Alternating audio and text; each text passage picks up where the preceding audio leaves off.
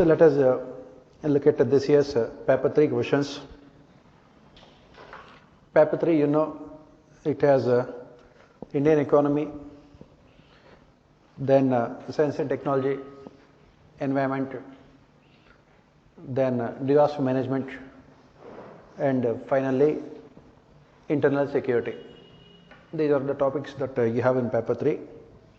Normally they will ask around 8 to 10 questions from economy, 3 to 4 questions from environment and science and technology, and again 3 to 4 questions from internal security, and around 2 questions from disaster management.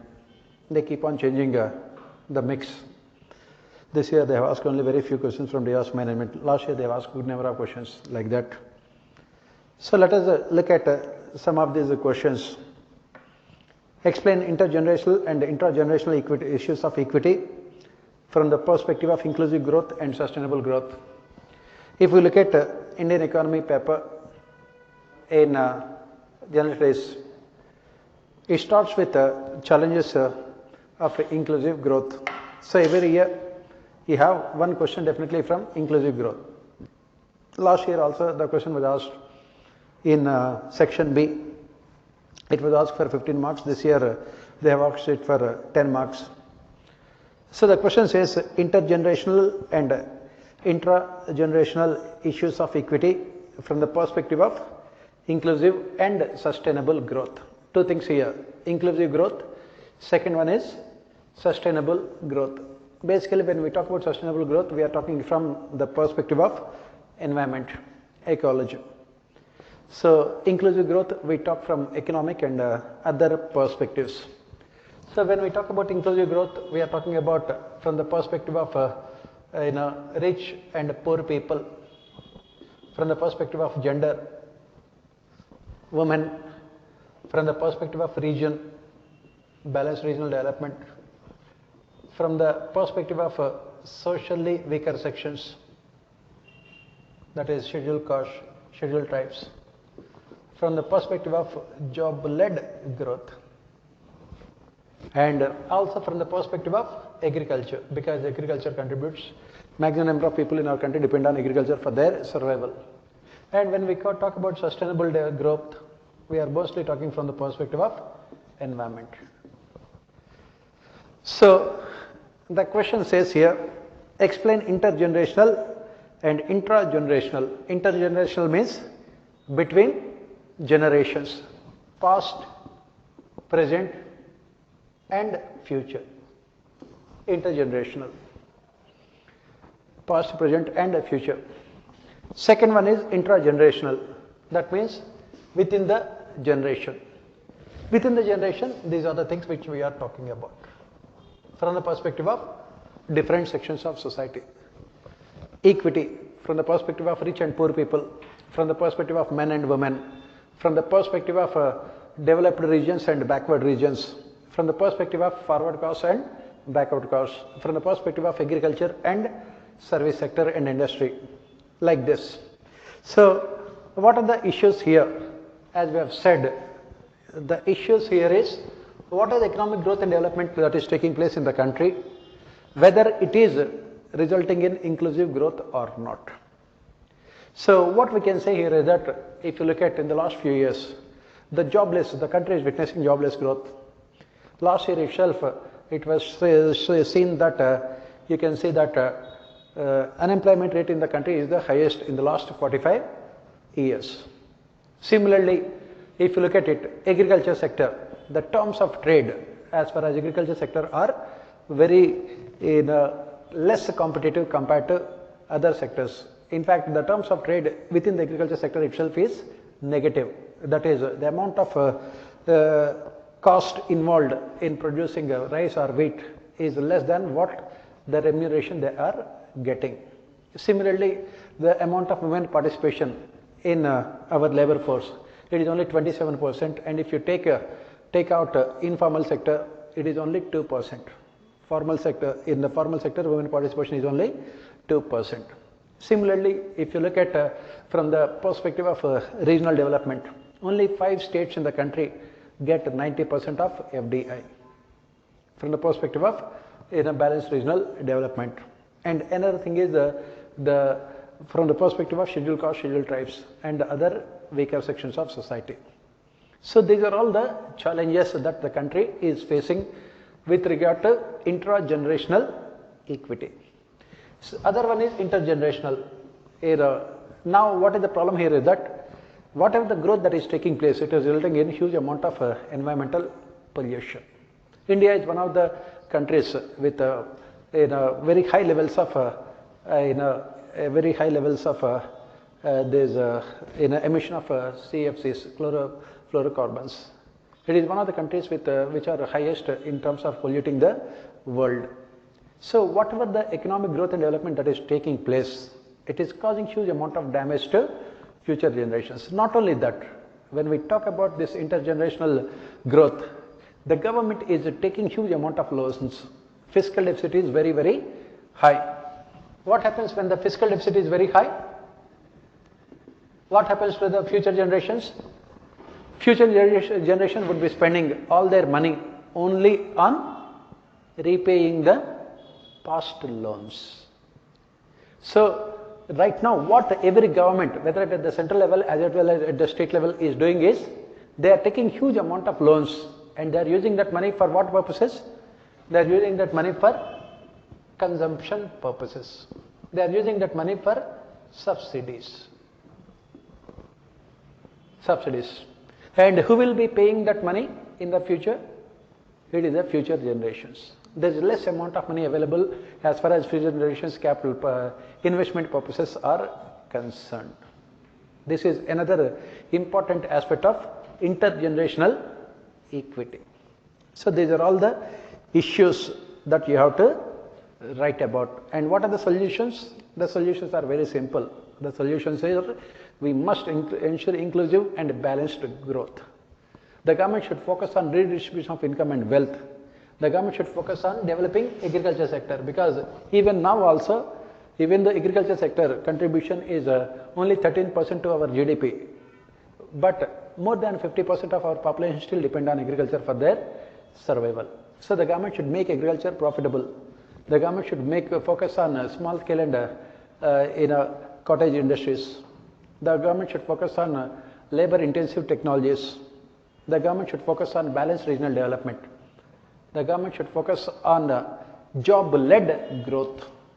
And of course, last but not the least, the government should focus on green technologies to ensure sustainable development. So these are all the things that you have to write. Next, define potential GDP and its determinants. What are the factors that have been inhibiting India from realizing potential GDP? As the name itself indicates, what do we say about the potential GDP? That means what the country is capable of producing. What is GDP? GDP is nothing but, it is the sum of all the goods and services produced in a country in one particular year of time. So potential GDP means what is the maximum amount of goods and services that you can produce. And what are the factors that determine the potential GDP of a country? You talk about both two things, physical, financial and human. You can also include human. Physical, in terms of availability of land, availability of resources, mineral resources and other resources. Right? Financial, in terms of savings and investment. In terms of savings and investment. Human resources, in terms of skilled personnel.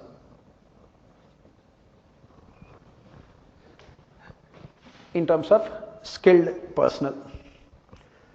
And what are the factors that have been inhibiting India from realizing its potential GDP? These are all the factors. What are the potential GDP? These are all the factors. What are the factors that have come in the way of India realizing its potential GDP? First and foremost, as we said, human resources. India has a demographic bulge, but we do not have demographic dividend. We have demographic bulge, but no demographic dividend. Only 2% of population are part of what is called a skilled population, who can get productive employment. In a country like South Korea, 98% of population is skilled population. So one of the important factors that is inhibiting our potential GDP is human resources. Second one is financial resources.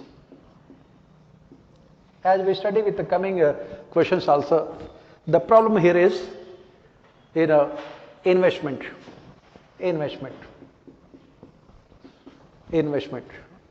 We simply do not have investment. Whatever may be the ism, as we keep on saying, whether it is capitalism or socialism, the only way in which a country can develop is through investment.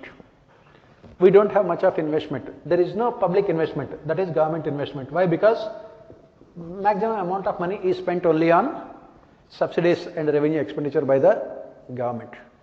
Private sector investment is also not coming up because of various factors. This is another problem that is inhibiting our in realizing our potential GDP. Third factor is very high capital output ratio. The ICOR, incremental capital output ratio, is in India is very high. It is 4:1. In a country like America, it is 1:1.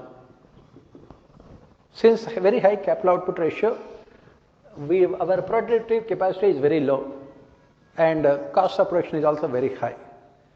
This is the reason why our we are also not able to realize our potential GDP. Fourth reason why we are not able to produce is because of absence of good governance, administration. As pointed out by last year's economic survey also, what we witness normally is policy paralysis in policy formulation as well as implementation. Policy paralysis. One of the major issues the country always faces is policy paralysis in policy formulation and policy implementation. And we have red tapeism and high levels of corruption. And of course, crony capitalism. All these are coming in the way of our objective of maximizing our potential GDP. Next reason why we are not able to maximize our potential GDP at present is because of this global economic conditions also. Thanks to protectionist policies followed by the governments around the world, thanks to global recession also, we are not able to produce the maximum because there is no demand at the global level.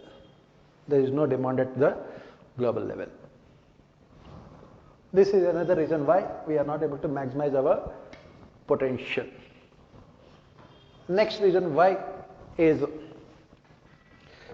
we are not able to maximize our potential GDP is complete absence of infrastructure in our country, physical infrastructure in the country. Absence of physical infrastructure. Infrastructure, in fact, you can include both physical infrastructure as well as social infrastructure. Absence of both the physical and social infrastructure. So these are all the things that you have to write for this question, because at the end of the day, it is only the infrastructure that can really help you to maximize your potential. In India, both the physical infrastructure as well as social infrastructure is conspicuous by its absence because of the continuous neglect of infrastructure by successive governments. So these are all the reasons why we are not able to realize our potential GDP. Next question, what should be done towards the end? You have to talk about the solutions. Towards the end, what are solutions? You must focus on human resources. The government should focus on education and health, very important. Focus on human resources. The government should focus on increasing investment. The government should focus on increasing its investment. The government should focus on implementing third generation of economic reforms, as we call them as governance reforms. These are the things which you have to write. Next is this one. Next question. What are the main constraints in transport and marketing of agriculture produce in India? Again, the same question we have given in our test series also this year. Major problems with agriculture marketing in India. So what are the major problems in transportation and marketing of agriculture produce in India? First and foremost, problem with this warehousing and cold storage facilities. Problems with warehousing and cold storage facilities. Second one is absence of transportation facilities.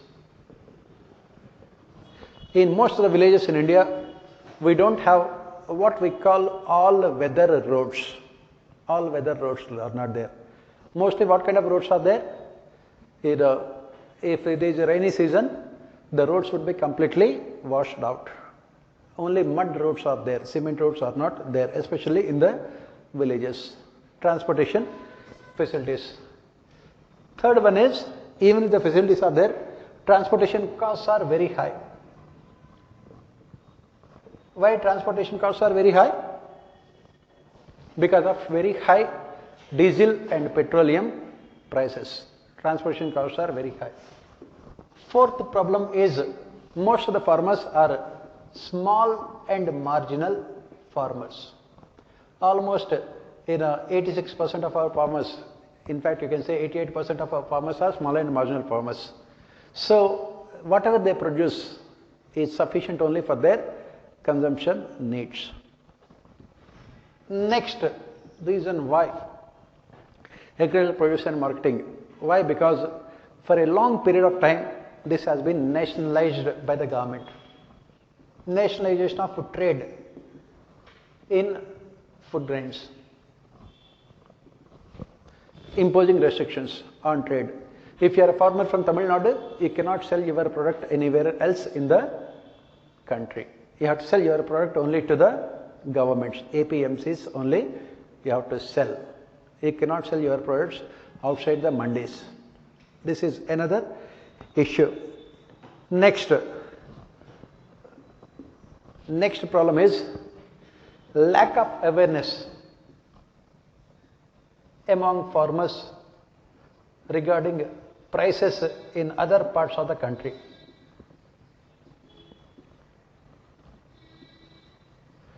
Lack of awareness among the farmers about prices in other parts of the country. This is another problem. So, absence of what is called national markets, especially ENAMs, national agricultural markets, ENAMs, lack of these markets. Next reason is why this is a problematic, because next reason is middlemen. Middlemen purchase the product from the farmers at very low prices and they sell it in other markets.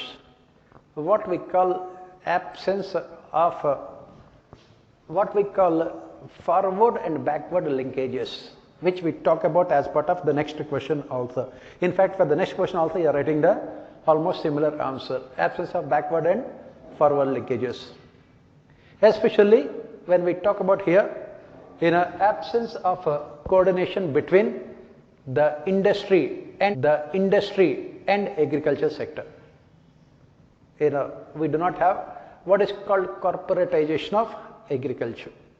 Absence of coordination between the industry and agriculture. So these are all some of the problems as far as agriculture, transportation and marketing are concerned. Again, as usual, towards the end you have to talk about the solutions. Some of the recent reforms implemented by the government, these agrarian bills provided solutions. The government is focusing on cold storage facilities, government is focusing on mega food parks, the government is focusing on ensuring better linkages between the producers and the final consumers.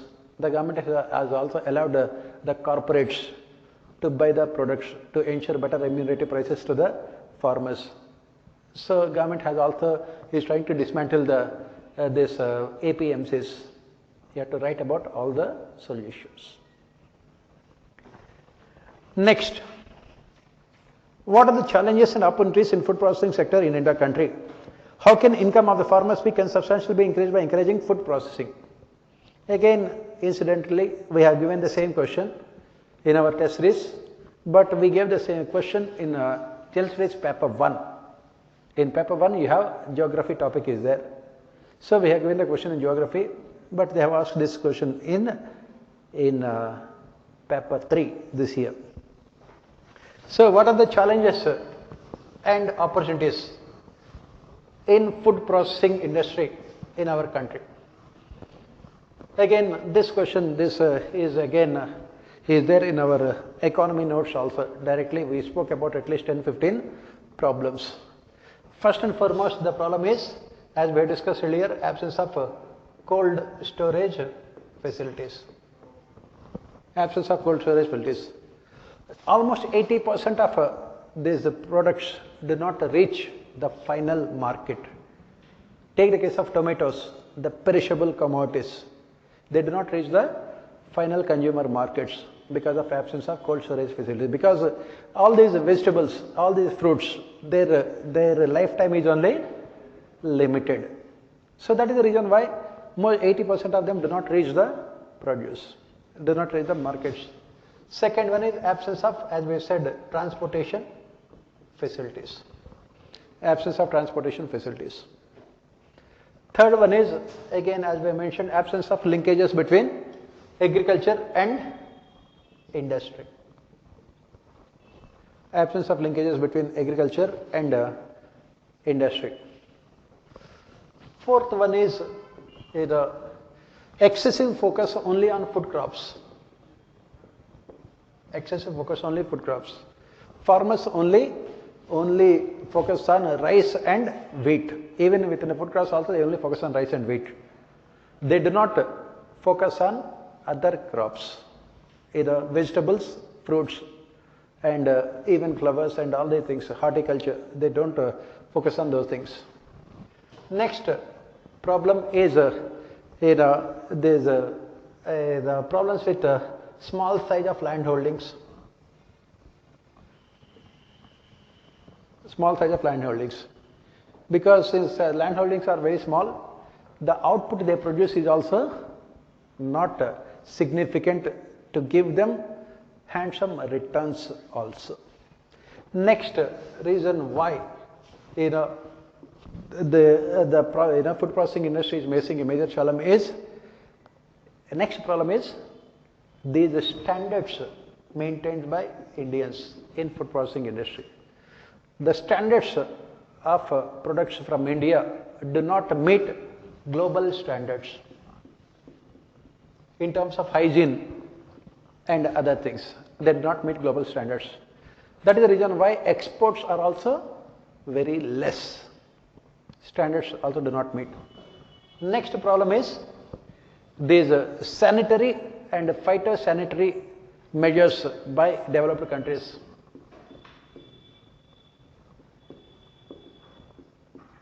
Sanctions by developed countries. What are they? Basically, they try to reduce our exports to those countries by imposing non-tariff barriers. These NTBs, what we call them as non-tariff barriers. Next problem is, especially in food processing industry, Indian farmers, what do? They use a lot of chemicals and fertilizers and pesticides. Chemicals, fertilizers pesticides. Whereas in foreign countries, they are more health conscious and they only want organic products. They only want organic products. That is the reason why Indian food processing sector has not been able to tap foreign markets. This is another problem. Next problem is complete lack of awareness among the farmers about food processing industry. Lack of awareness. Lack of awareness. For example, you take the case of mangoes. As the question says, what are the advantages? A raw mango, the cost is something, and the mango juice, the value will be at least 5 to 6 times than that of a raw mango. That is what the advantage of food processing industry. Similarly, you take the case of all other fruits, all the fruits, and you take case of all other products. The problem is, as I said, lack of awareness among the farmers in rural areas. This lack of awareness may be due to illiteracy, may be due to ignorance, and it may be due to lack of availability of technology. They can make absence of technology and investment. Absence of technology and investment. So then after talking about all these problems, once you know the problems, you can easily come out with the solutions. What are the solutions? So this food processing industry has huge potential not only in India but also in abroad. We can also tap the market abroad. So what should we do? What are the measures that should be taken? First and foremost, we should focus on organic farming.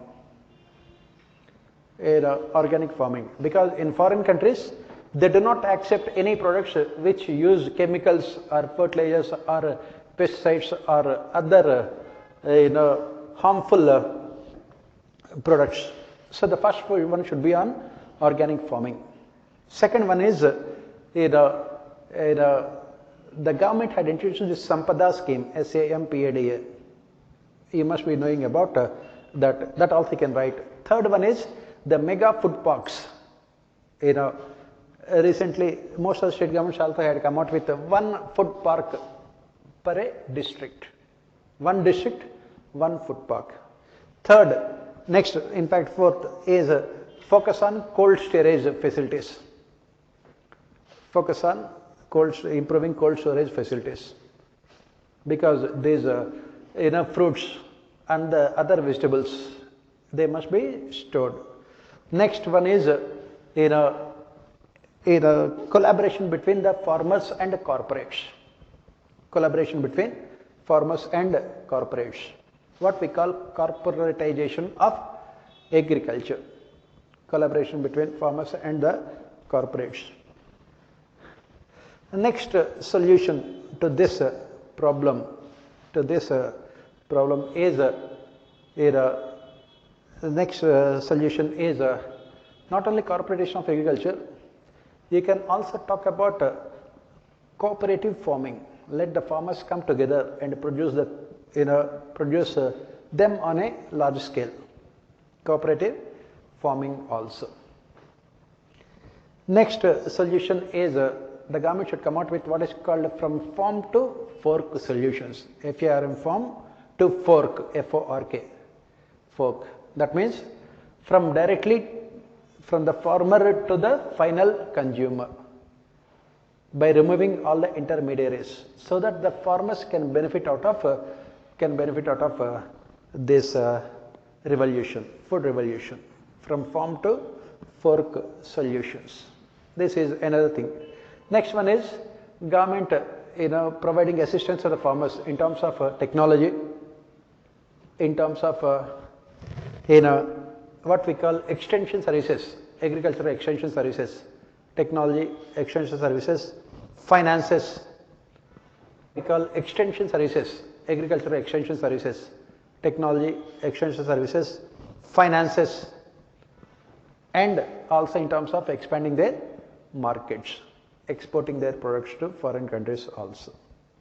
These are all the solutions. So this is what you have to write for this question. As I said, these are all the problems and you can come out with all these solutions. In every district there must be cold storage facilities, and of course you have to improve transportation facilities also. There must be someone to collect them from the field itself before they are destroyed, before they are especially these perishable goods like vegetables and fruits, very important. So this kind of interlinkages is what the government should be focusing on. In this manner, what we can do is that government can reduce the dependence of the farmers on rice and wheat. The government can also improve the salinity of the, can also improve the quality of the soil. Government also can ensure more remunerative income to the farmers, because compared to rice or wheat, this food processing can be the what is called sunrise industry for farmers, where they can expect huge amounts of income, because I said that raw mangoes will not give them much of revenues, whereas if it is sold as a mango juice in the market, they will get huge amount of money. Same is the case with all other fruits and vegetables also. This is what you have to write for this question. Yeah, what are the opportunities? Yeah, that is what, these are all the opportunities. The opportunities are to increase, one of the objectives of the government is to raise farmers' income double farmers' income in 5 years. The opportunity is to double farmers' income in 5 years and make agriculture more productive, improve the terms of trade for agriculture, and make agriculture again a remunerative activity. See, what is happening is that there is so much of unemployment in the country. Agriculture can still provide productive employment to the people, provided we have this kind of interlinkages. We can also overcome this problems of jobless growth. Is it possible to provide employment to growing population in our country now? But food processing sector is the one which can provide huge amount of opportunities in terms of employment, especially for people working in the cold storage facilities, for people working in the transportation sector, and other people also. These are all the opportunities. Then, what do you understand by nanotechnology and how it is helping in health sector? This is science and technology question. You can see it for yourself. And then, how is science interwoven deeply with our lives? What are the striking challenges in agriculture triggered by science-based technologies? This is also science and technology. In fact, this year I have given this question as part of science and technology for our students also in our general studies in a comprehensive test just before the prelims. I gave the questions related to latest agricultural technologies. I have given 3 important technologies. I have given vertical farming. I have given 2 more technologies. All those 3 things you have to write here. Next, how does draft environment impact assessment notification 2020 differ from the existing NIA notification 2006? Again, we have given this question as part of our test series, because last year the government of India had come out with a draft environment report. It was severely criticized by the NGOs involved in the environment sector. They said that this is radically different from the 2006 draft that was prepared by the government. 2006 draft was more in tune with what is called green technologies and sustainable development. The present draft is moving away from green technologies and sustainable development. So what are the differences here? What are the specific differences between then and now? In the 2020 draft, what we can see is that most of the activities were removed from the purview of public consultation. For example, public-private partnerships, infrastructure, coal sector, power sector, and other public utilities. They were completely removed from consultation process in the present draft. Earlier, all of them were part of the public consultation process. What we called was earlier social and environmental impact assessment. Now they have been removed from public consultation process. Next, second is that this coal and non-coal minerals, exploration of coal and non-coal minerals does not require permission from the Environment Ministry. And maximum amount of pollution is caused by, in India, maximum amount of pollution is caused by thermal power only, coal sector only. And it has been removed completely from Environmental Ministry permissions. Next, another dangerous one is that you can start an industry, you can get post facto clearance also. This again has been severely criticized by environmentalists. You can start industry, you don't have to get permission when you start the industry, you can always get post facto clearance for your projects also. That means when you are starting also, you don't have to worry about getting the permission. Next problem is for existing projects, if you are expanding your project, again then also you don't have to require permission if it is the expansion is say of less than 25% of the total volume of the project. So for existing projects also you don't require any, if you want expansion, that is what we call brownfield projects. Greenfield projects also you don't require any permission, brownfield also you don't require any permission. This is another problem. Then in an year earlier, in the 2006 draft proposal, you need to submit 2 reports annually regarding the compliance of environmental norms. Now they said that you require only 1 report annually to give your compliance regarding fulfilling environmental norms. Next, earlier the reports now are submitted to the Government of India. Earlier the reports were prepared by NGOs also. Now the reports prepared by NGOs do not have any kind of validity. Only the report submitted to the government has only validity. So as you can see here, this draft environment report has been severely criticized by environmentalists, saying that this will be an end to our SDG, Sustainable Development Goals. On the one hand, we talk about Sustainable Development Goals. On the other hand, we are ruthlessly exploiting our natural resources. There is always this problem between economic growth and environmental protection.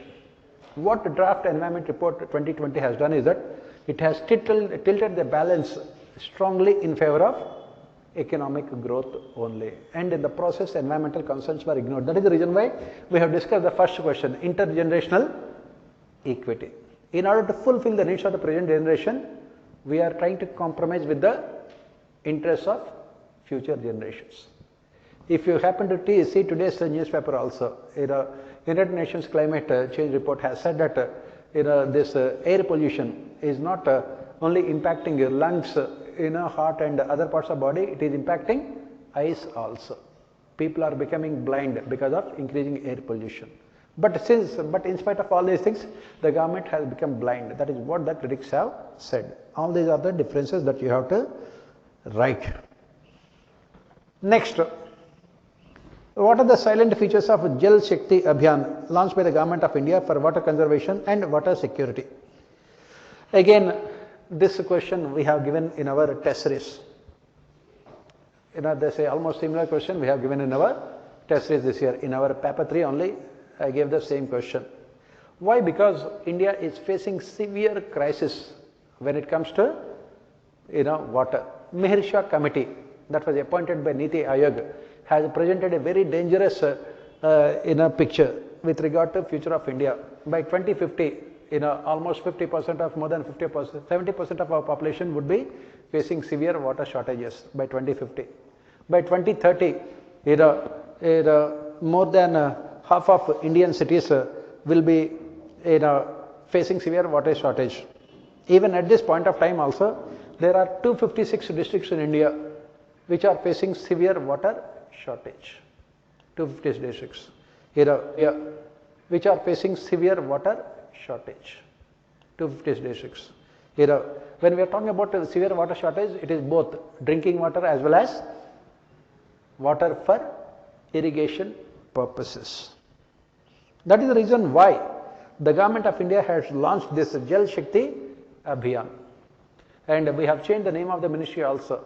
Ministry of Water Resources has been renamed as Jal Shakti Ministry. And the government has launched this Jal Shakti Abhiyan in 2017. And what are the important features of this Jal Shakti Abhiyan? First one is water conservation and rainwater harvesting. If you look at it, please remember one more question was asked on this water conservation only. This is, I think, 14 question also. 14 question also same. You can see that. Suggest measures to improve water storage and irrigation system to make it judicious use for developing depleting scenario. Both the questions almost will have similar answer. 14 question also.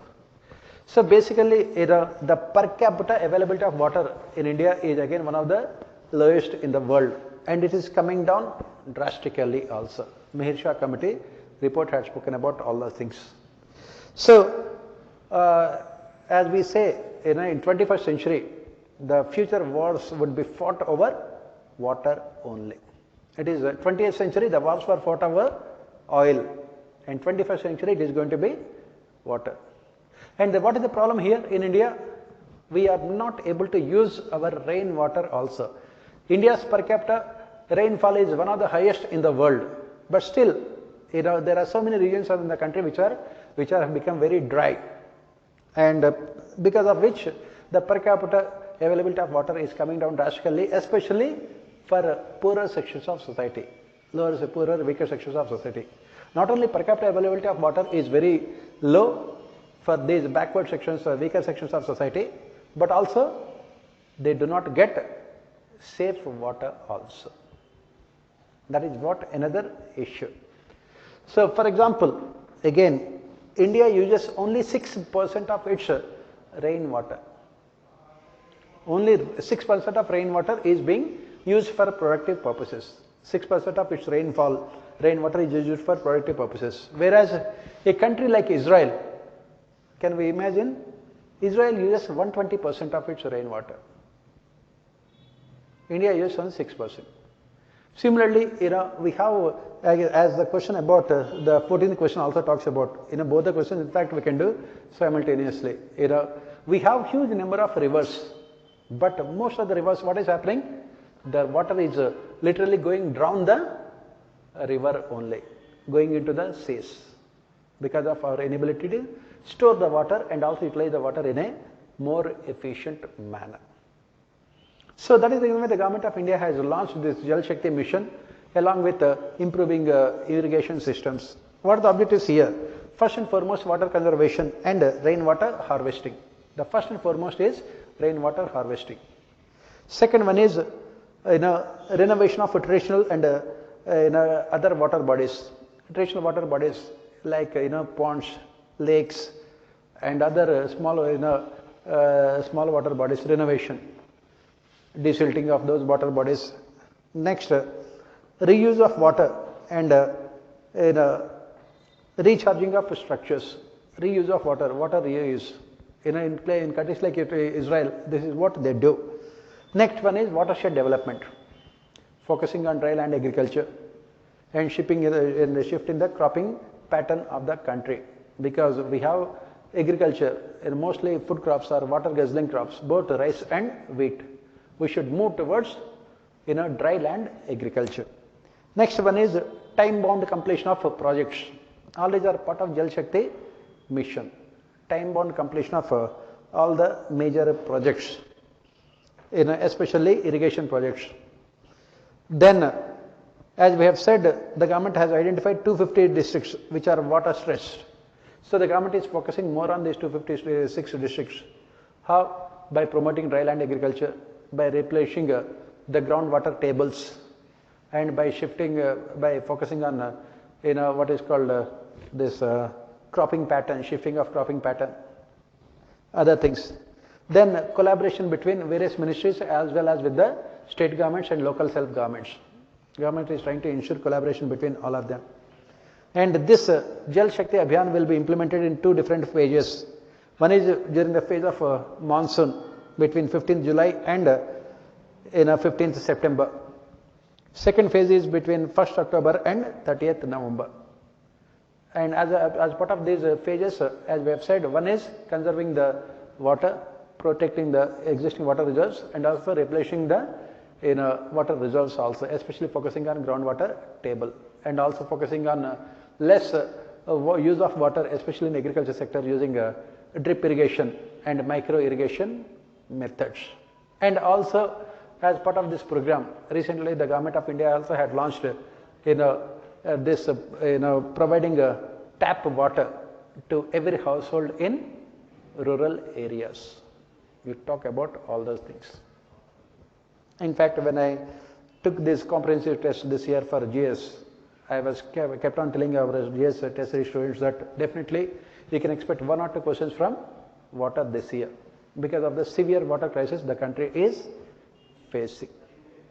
On top of it, you can write more reforms also. The other reforms I will tell you as part of the next question. What else should be done? Because 14th question also the same one. Next, discuss different types of cyber crimes and measures required to be taken to fight the menace. This is part of both internal security and science and technology. This is again a straightforward question. You can find it in our notes or wherever else also. What are different types of cyber crimes that we are witnessing nowadays? Phishing, then yes, then ransomware, and yeah, then what else? What happened to this NDTV journalist Nidhi Razdan? What happened to her? She had become a victim of phishing. She was given a job offer with Harvard University as assistant professor in journalism. That is what happens. And then, of course, financial crimes.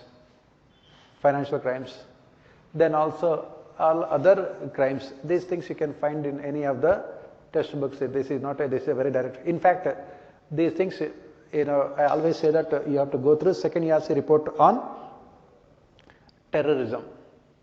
In second ERC report on terrorism, they have given a separate chapter on cyber security. There you can find all these things. Of course, all these things are there in our notes also, internal security notes. Very straightforward question. Next, for effective border area management, discuss the steps required to be taken to deny local support to militants and also suggest ways to manage favorable perception among locals. And of course, almost similar question I have given in our test series. This is part of, again, internal security. So the question says, for effective border area management, discuss the steps required to be taken to deny local support to militants and also suggest ways to manage favorable perception among locals. This question was asked in the light of what is happening in Jammu and Kashmir. What is happening in Jammu and Kashmir? Similar question was also asked again in section B also. Analyze the internal security threats and trans-border crimes along with Myanmar, Bangladesh and Pakistan. Similar question was asked here. So, what should be done? On the one hand, of course, you need to strengthen your security forces. You need to have better coordination between your security forces. Border security forces, their army is there. You need better coordination. But this border management is not successful, cannot be successful unless there is active participation of stakeholders. That is what we say. That is what Second Administrative Reforms Commission also says in its report. What it says is, what is required is developing human intelligence at the local level. We must focus on developing human intelligence at the local level. To develop this human intelligence at the local level, you need the support of local people. The question says that what should be done to manage favorable perception among locals? What should be done? What should be done to manage favorable perception. That is the reason why we say that internal security problems are more political and less military in nature. Internal security problems are more political and less military in nature. You cannot find army solutions. You cannot find solutions with the help of army and other security forces to internal security problems, especially when it comes to managing the borders. So what is required is political solutions. So what are the political solutions that we are talking about? Whether it is Bangladesh, whether it is Myanmar, whether it is Pakistan, whether it is China, what is required is we need strong support from the locals. The reason why we are facing so much of a problem in Jammu and Kashmir is the locals are against the administration. So what can be done? What are the solutions? So how do we gain the confidence of the locals? How can we gain the confidence of the locals? The government should always first cater to the emotional needs of the local population. Emotional needs of the local population.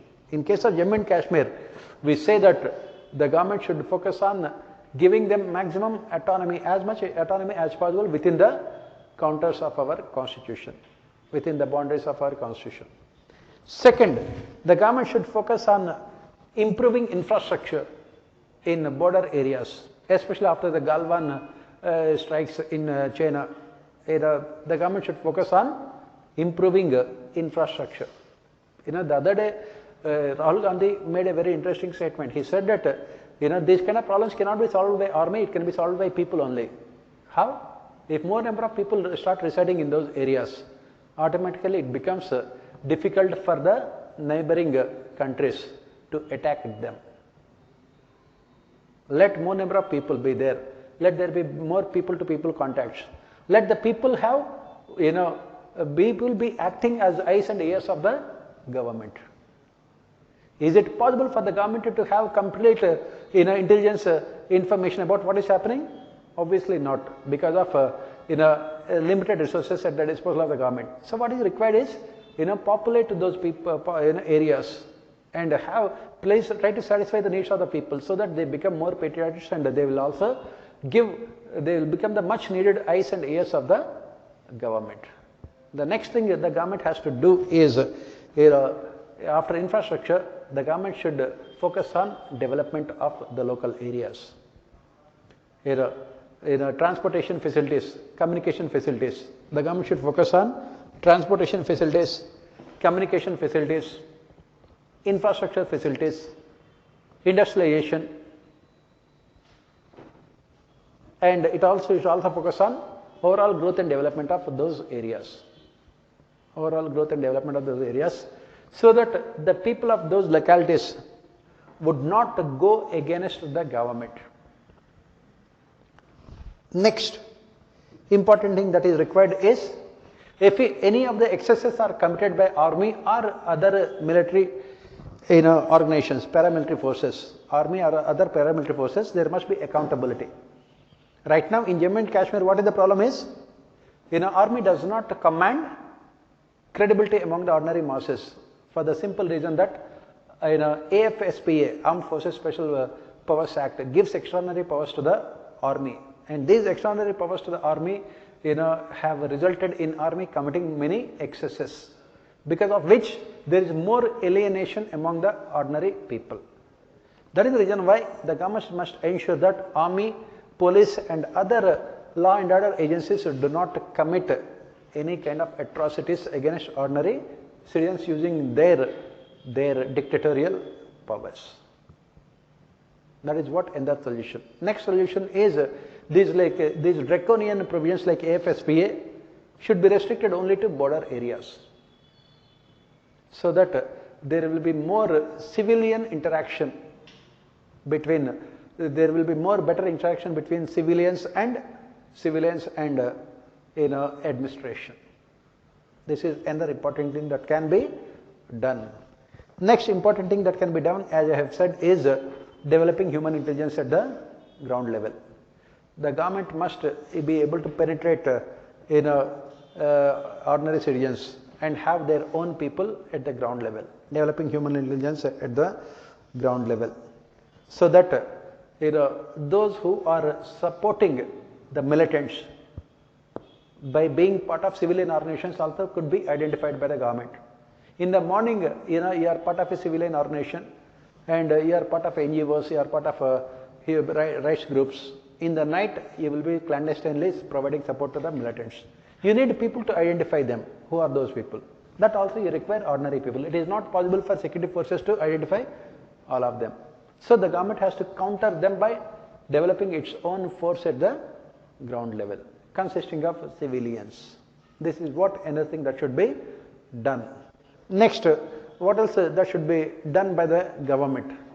The next thing that should be done by the government is government must always remove any kind of negative perceptions about the state. It should make sure that the state should not carry any negative perceptions also. And the next thing the government should do is that, especially in border areas, the government must ensure good governance. Good governance. A government which is transparent, accountable, efficient, and responsive. This is very important. Whether it is Bangladesh, Myanmar, China, Pakistan, all these borders, this is what we should be doing. This is what the government should fight, this perception war. Militants can easily create a perception of a government being anti-people. The government must fight this perception war also through its own people, through its own media. This is what you have to write for this question. Next, come to the section B part. Explain the meaning of investment in an economy in terms of capital formation. Discuss the factors to be considered while designing a concession agreement between a public entity and a private entity. Again, of course, I have given the same question. Of course, I have given this question in public administration. As I keep on saying, if you are studying public administration, you are covering a good amount of GS also. All these are part of public administration also. Basically, the question talks about what are the issues that should be taken into consideration by the government while signing public-private partnership agreements. What are the major issues in PPP? So coming back here, let us try to answer the question. The first part of the statement says, explain the meaning of investment in an economy in terms of capital formation. As we keep on saying all the time, whatever may be the ism, capitalism or socialism, whatever may be the ism, the only way a country can grow is through investment. In capitalism, this investment comes from markets. In socialism, this investment comes from the government. Now, what we are witnessing all over the world is what is called a mixed economy only, a mixture of capitalism and socialism. And this age of globalization, as part of these mixed economies, now this investment comes from both government and markets through what is called public-private partnerships. And what is this investment and why this investment is required? This investment is needed for what is called capital formation. This investment is needed in both physical infrastructure as well as in social infrastructure. This investment is required for both physical infrastructure as well as social infrastructure. In physical infrastructure in the form of roads, buildings, industries, factories, dams, transportation, communication. All this is part of physical infrastructure. Social infrastructure in the form of education and health. In the form of education and health. This investment is required. As I said, in capitalism this investment comes from the markets, and in socialism it comes from the government, public sector. Now, it comes from the markets, and in socialism it comes from the government, public sector. Now, why this capital formation is required? As we said, this ultimately capital formation is the one which helps to increase your GDP. You can increase your GDP and the national income only through capital formation. So that is the reason why, to explain this, you require little bit of knowledge of econometrics. Econometrics means economics plus statistics and mathematics. This is what we say y equal to mx plus c. In mathematics, those who have studied mathematics, they should know this is a linear equation in two variables. Here x and y we take it as GDP, and x is investment. M is IC or incremental capital output ratio, and C is other factors. What we call them as constant, other factors. If the country has to grow by 9% per annum, right?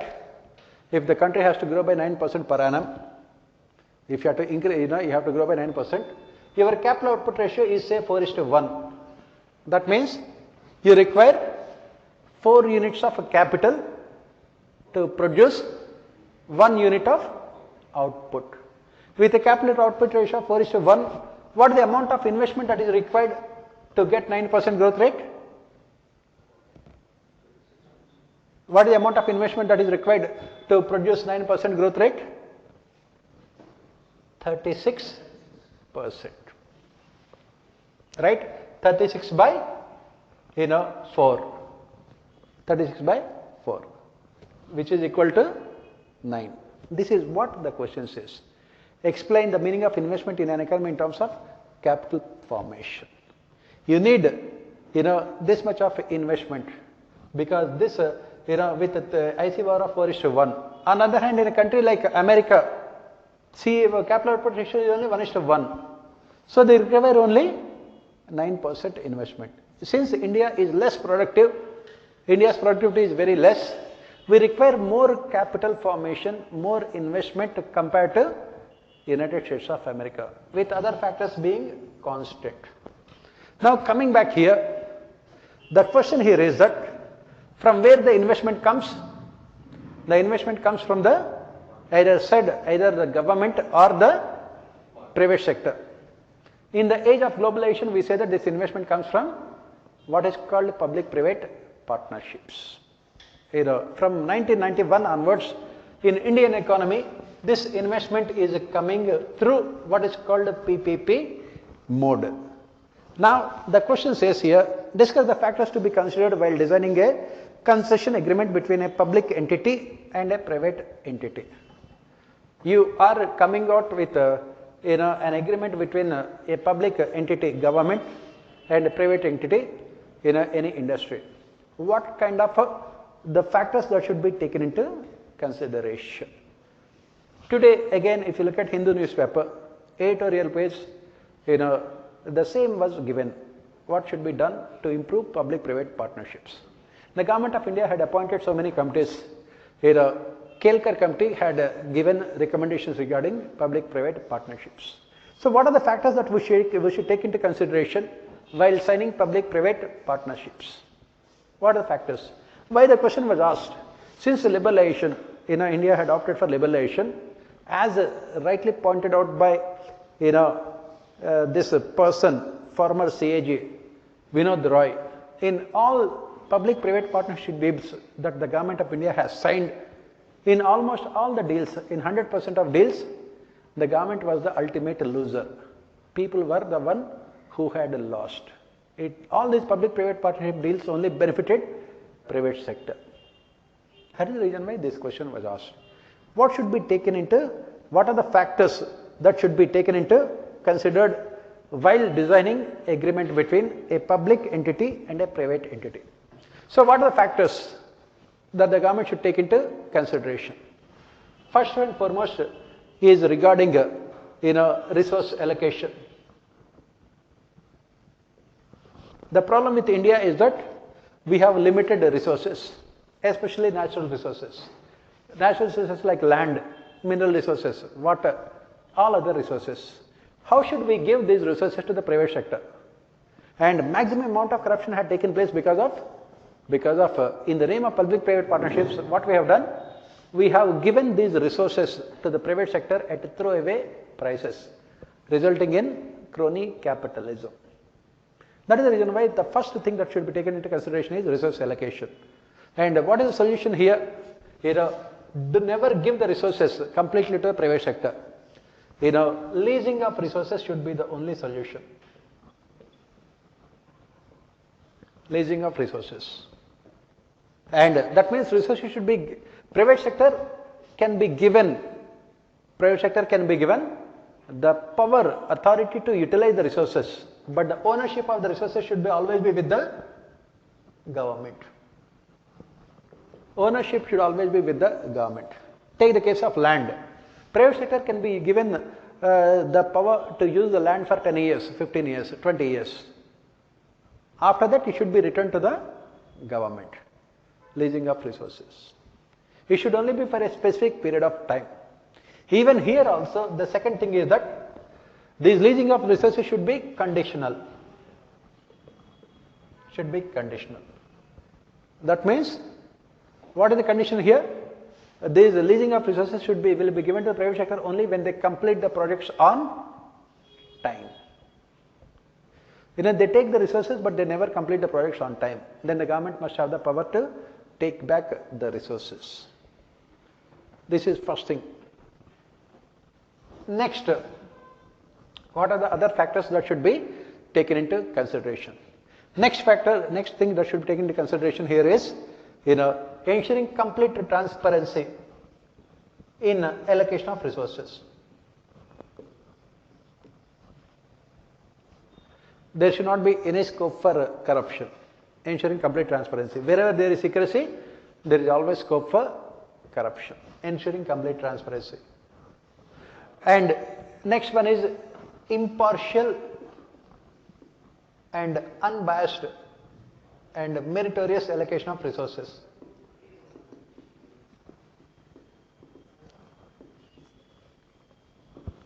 Impartial, unbiased and meritorious allocation of resources. That means there will not be scope for any kind of personal biases and prejudices. How this can be done? Through e-auctions. E-auctioning of resources. Next factor that should be taken into consideration is fixing user charges.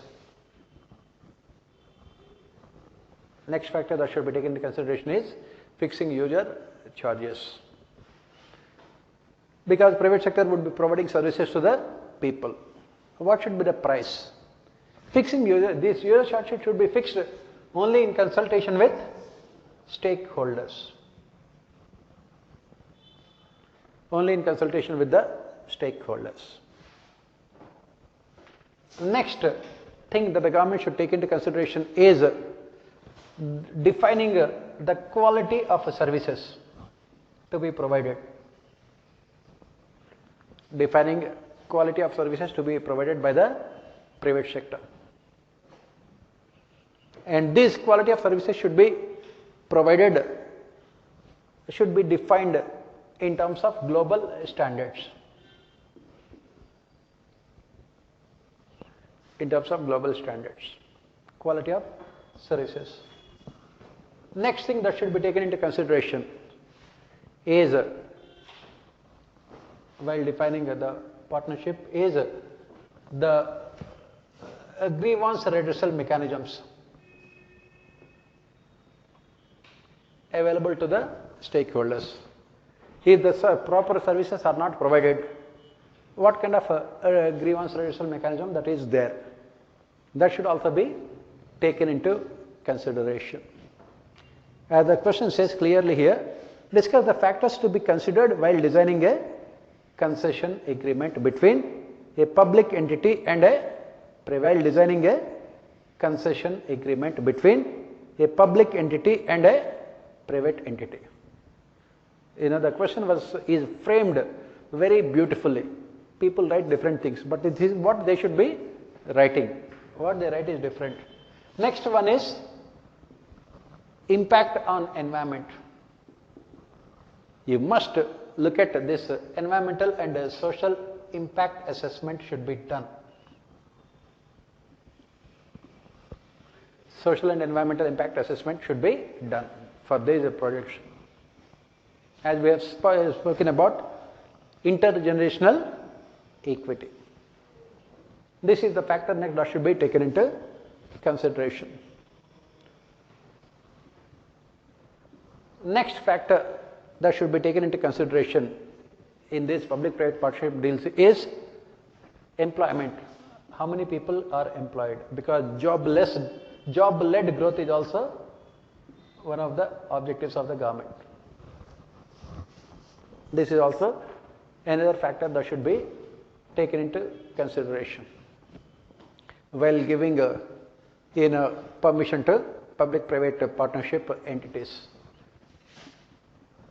Next factor that should be taken into consideration here is its export potential, because government also requires foreign exchange. Whether the goods that they are producing, whether they can be exported to foreign countries also. Next factor that should be taken into consideration is we must prevent monopolies. These public-private partnerships should not result in monopolies. Recently, the government of India had given management of 6 airports only to Adani. Apart from that, they have also given the management of Bombay airport also. One of the largest airports in India, Adani's. It is resulting in monopoly. Public-private partnership should never result in creation of monopolies. This is another factor that they should take into consideration, preventing monopolies. Next factor that they should take into consideration, the government should take into consideration is about the model that they are opting for. Is it BOT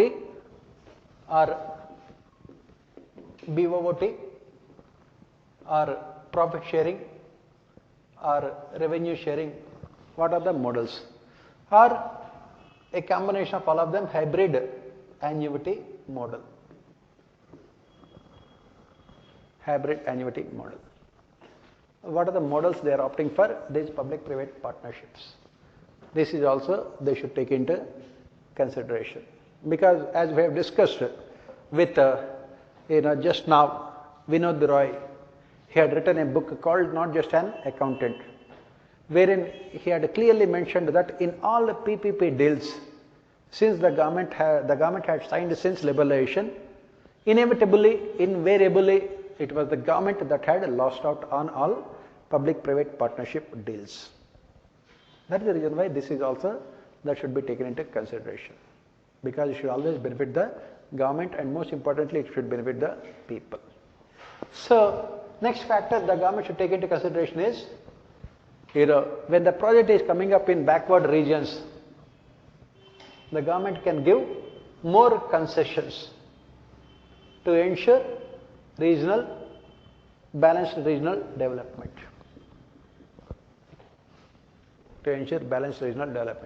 More tax concessions and other concessions can be given. So these are all the things that should be taken into consideration between a public entity and a private entity. Pardon?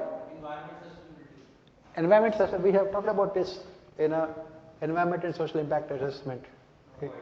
Yeah. Which point? Yeah, 9th. We have talked about that. environment and social impact assessment. We spoke about that one. Yeah. Which point? Ninth point. Yeah. So these are all the things that the government should take into consideration. This is what you have to write for this question. Next, let us move on to the next question. Explain the rationale behind GST Act of 2017. How has COVID-19 impacted the GST compensation fund and created new federal tensions? Again, the same question we have given in our test series. In fact, I gave this question in our Indian Administration, Public Administration Paper 2 as part of Financial Administration. When I gave the question, I said that definitely it will be asked this year in your Indian economy for 15 marks. Because as I keep on saying all the time, we can easily predict mains questions of GS. Mostly the questions will be about current affairs. So the question has two parts. Explain the rationale behind GST 2017. Why GST was implemented? What is the reason why GST was implemented? So you have to go back. You have to go back to pre-liberalization days. In the pre-liberalization days, if you look at it, India has what is called federal constitution. As part of this federal constitution, both the center and the states have the power to tax people on various products. You have the constitutional guarantee, Articles 275 to, all the other articles talk about the arrangements. There are 5 different types of taxes you talk about.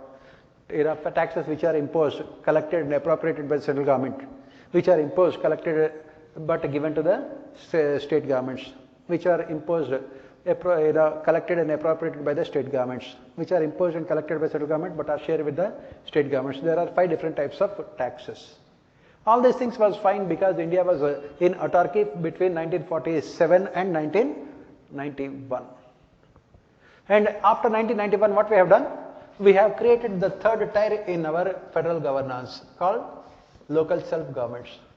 And these local self-governments also were given powers to impose taxes.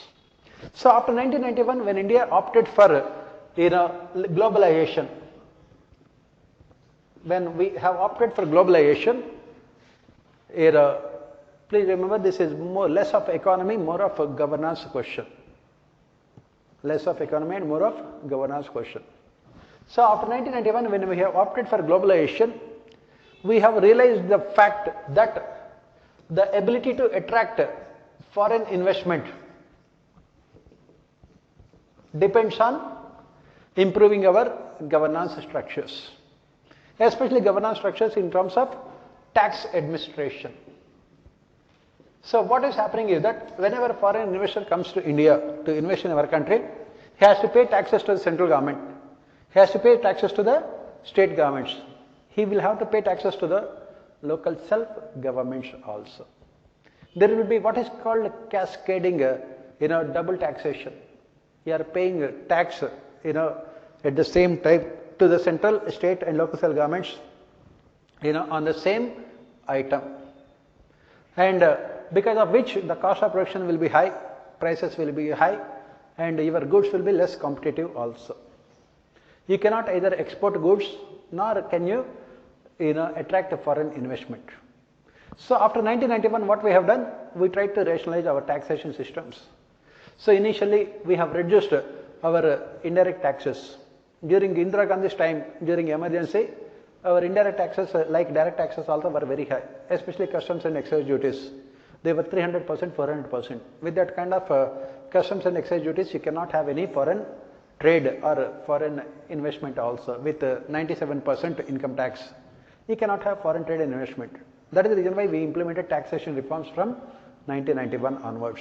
Income tax rates we have brought down slowly to globally acceptable levels of less than 30%. And in case of indirect taxes, we implemented reforms. Started with value added tax, mod VAT, modified value added tax, then CEN-VAT, central value added tax, then state VAT, state value added tax. We implemented them. But ultimately, we have to implement the most important reform, that is, one country, one tax regime. Because when the foreign investors are coming, they are coming to your country to invest in, because when the foreign investors are coming, they are coming to your country to invest in your country, not in a state or a local self-government. So if in one state when the taxes are high, in other states the taxes are low, what happened is that globalization has resulted in this kind of competitive federalism. Every state government has started reducing the taxes in order to attract investments. And because of which what happened? They were losing critical revenues also. And who was benefiting out of this? Foreign investors at the cost of the exchequers, state exchequer. So that is the reason why finally it was decided that we must move towards one country, one taxation regime. And that is the reason why ultimately we have opted for GST, Goods and Services Tax. And the discussions, negotiations started in the year 2003 itself, when NDA was in power, to implement GST. But the negotiations took a very long period of time. Most of the state governments have strongly opposed GST because the only source of revenue for the state governments is state sales tax. The most important source of revenue for the state government is state sales tax. If GST were to be implemented, they would lose the power to tax. They would lose the most important tax, that state sales tax. That is the reason why the state governments have said that they are willing to accept GST provided they are completely compensated for any loss of revenue. The central government has said that they will be sufficiently compensated but not fully compensated. Then the state government did not accept it. They wanted the central government to remove the term sufficiently and replace that with totally, fully compensated. Finally, the central government had relented. It has said that the center would compensate all the state governments for any loss of revenue fully for a period of 5 years from the date of implementation of GST. They would compensate them fully for a period of 5 years from the date of implementation of GST. That is from 2017 to 2022. And how do they calculate this compensation? How do they calculate this? So the central government has said that they look at the revenues in the previous years. Overall, what is called nominal tax revenues. Nominal tax revenues. How do you calculate them? Central government has calculated that the growth in nominal tax revenues were 14%. Central government was more liberal here. How did they come out with this 14% increase in tax revenues? They said that 8% will be the real GDP growth. Real GDP growth will be 8% and 6% will be the inflation. So overall growth will be 14%. Inflation. Overall growth in tax revenue should be 14%. If there is any shortfall in these tax revenues, if there is any shortfall in these tax revenues to be given to the states, central government will compensate. How will the central government compensate? Central government, to compensate them, created a compensation cess fund. Compensation cess fund were created. And what did the government do, central government? Central government imposed cess on some other taxes, especially on sin goods. Apart from GST, it imposed cess on some other goods, especially sin goods. What are the sin goods? Basically tobacco, liquor and other products, and also imposed cess on these petroleum products. This cess will be used by the central government to compensate the state governments. So for 5 years between the period of 2017 and 2012, central government would be compensating them fully. Then state governments have agreed and they have accepted GST. So 2017, the amount of cess collected by the central government was more than the compensation to be paid to the state governments. There was no problem. And how will the state governments are paid? They are paid mostly on a monthly basis. They are paid on a monthly basis. After that, they are paid on a quarterly basis. Every month, the government share the revenues. After every quarter, the government will calculate the differences, and the difference will be given to the state governments. So in 2017, it was not problematic. 2018, the compensation that the government has collected was less than the compensation to be paid to the state governments. But it was not problematic because central government still could pay that. Problem had come from 2019 onwards. The problem had come before Corona itself. From 2019 onwards, the payments by the central government to the state governments was not timely. They were not paid, they were not paid on a timely basis.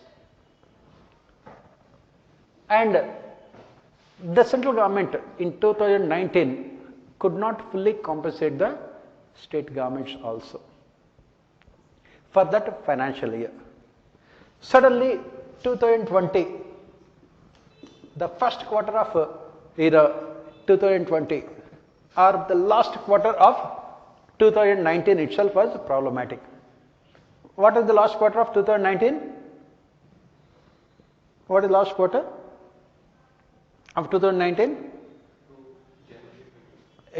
Yes, January to March. Then itself the problem had come up because economic growth rate had come down to 3.5%. Right? The last quarter was 3.5%. Inflation was only around, at that point of time, inflation was also very less, around 4%. So, increase in tax revenues was only 7.5%. Whereas, the compensation has to be paid for 14%. That is where the central government was facing problems. It was facing problems. Then what happened?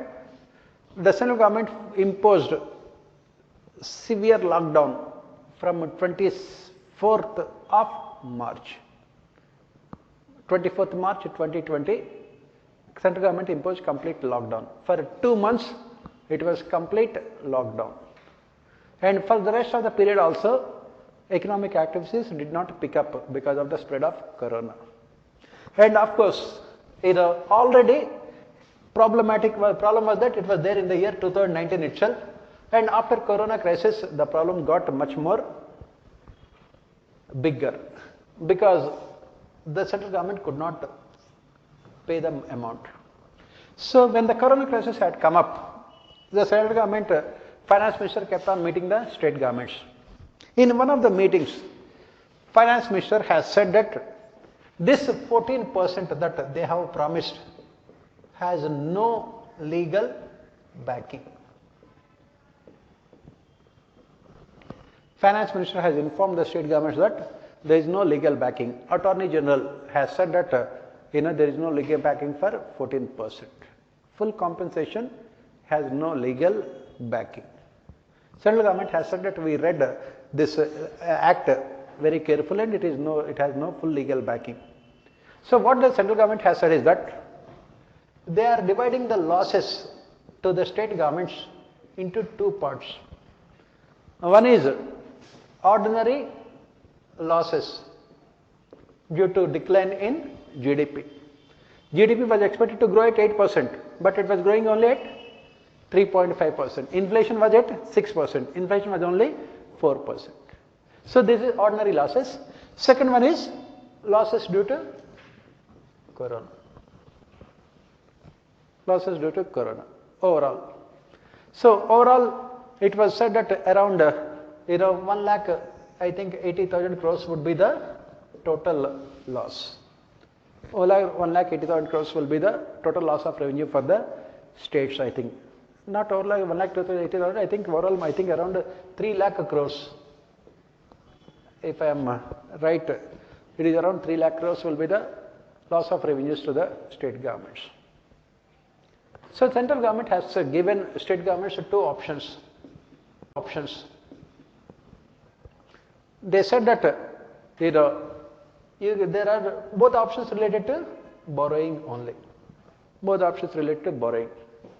They said that this loss you will borrow and we will stand as a guarantee from RBI, and we will pay the principal amount as well as interest to RBI later. It will not be part of your fiscal deficits. Second one is full. You borrow, we will pay the principal amount, but you have to pay the interest. The state governments will be asked to pay the, we are talking about the full amount here. First option is these ordinary losses, around 1 lakh crores, I think, 1 lakh 10,000 crores. There, state governments can borrow from RBI and central government will stand as a guarantee, and central government will pay the principal as well as interest. This principal interest will be paid from the compensation fund later. So second one is you borrow fully, but the central government will pay the principal amount, and the interest will have to be paid by the state governments. Most of the states have opted for the first one. Most of the state governments, they had no option but to opt for the first one. They have opted. But the state governments were critical of the central government. Most of the states, mostly 10 states and UTs ruled by opposition parties have opposed these arrangements. They said that GST, we have accepted GST because the center has promised us to compensate fully for any loss of revenue. Now, center is taking shelter under technicalities. It is taking shelter under technicalities. Center has called the Attorney General to attend a meeting of GST, and Attorney General has said that there is no legal backing for this 14% compensation. Center has said that we are ready to compensate only for ordinary losses but not for Corona. Corona is an extraordinary event. We never anticipated this. How can we provide compensation? That is where at present. But of course, in recent times, what is happening is that suddenly in the last 3 months, the GST revenues have increased. Last month, the GST revenues have been the highest in the since 2017 also. So the state governments now are expecting that central will compensate fully for any kind of loss. And what the state governments are saying is that this GST compensation should be extended to 2 more years also. Why? Because this Corona has made sure that economic growth will be very less. This year itself, GDP growth rate will be -7%. So even if next year GDP grows by 11% or 12% as IMF is predicting, then nominal growth in GDP will be only 3%, whereas we are expecting 8%. Then of course again, then also next year and further next year it will be loss of revenue only for the state governments. So the state governments are asking for 2 things. One is they are demanding full compensation. Second one is they said that this compensation, which is for 5 years, should be extended for at least another 3 years, thanks to Corona, because it will take India again minimum 3 to 4 years to reach to previous levels of GDP. All these things that you have to write for this question. Next, what are the major factors? What are the major factors responsible for making rice weight system a success? In spite of the success, how has the system become bane in India? Again, incidentally, I have given the same question in our test series. My question was, what are the reasons for success of green revolution? Green revolution took place only in rice and wheat. The second part of the question I have asked is there need for India to have second or ever green revolution? Do we need second or ever green revolution? Why? Because green revolution has many successes, but it also has so many failures. That is what the question here also. In spite of success, has it become a bane in India? Definitely. So what are the major factors that are responsible for making this green revolution success in India? When the country was facing severe food crisis in early 1960s, India under Indira Gandhi had opted for green revolution. What are the factors that were successful that were responsible for success of green revolution in India? First one is irrigation. Green revolution was introduced only in a few parts of the country, not in the entire country. It was introduced in Punjab, Haryana and West Uttar Pradesh. Then in the south, it was introduced in north coastal Tamil Nadu and coastal Andhra Pradesh, especially in districts like Krishna, Guntur and East and West Godavari. Why green revolution was introduced in these places? Why it has become successful? Why? Because what is common to all these regions, Tamil Nadu, Andhra Pradesh, Punjab, Haryana and Western Uttar Pradesh, they have excellent irrigation systems. Green revolution requires continuous supply of water. Second, average size of land holding is also very high. Average size of land holding is relatively big here. Green revolution cannot be introduced in 1 acre of land. You need big land. Next reason why it was successful is because of this availability of government made this availability of HYV seeds, yielding variety of seeds, HYV seeds.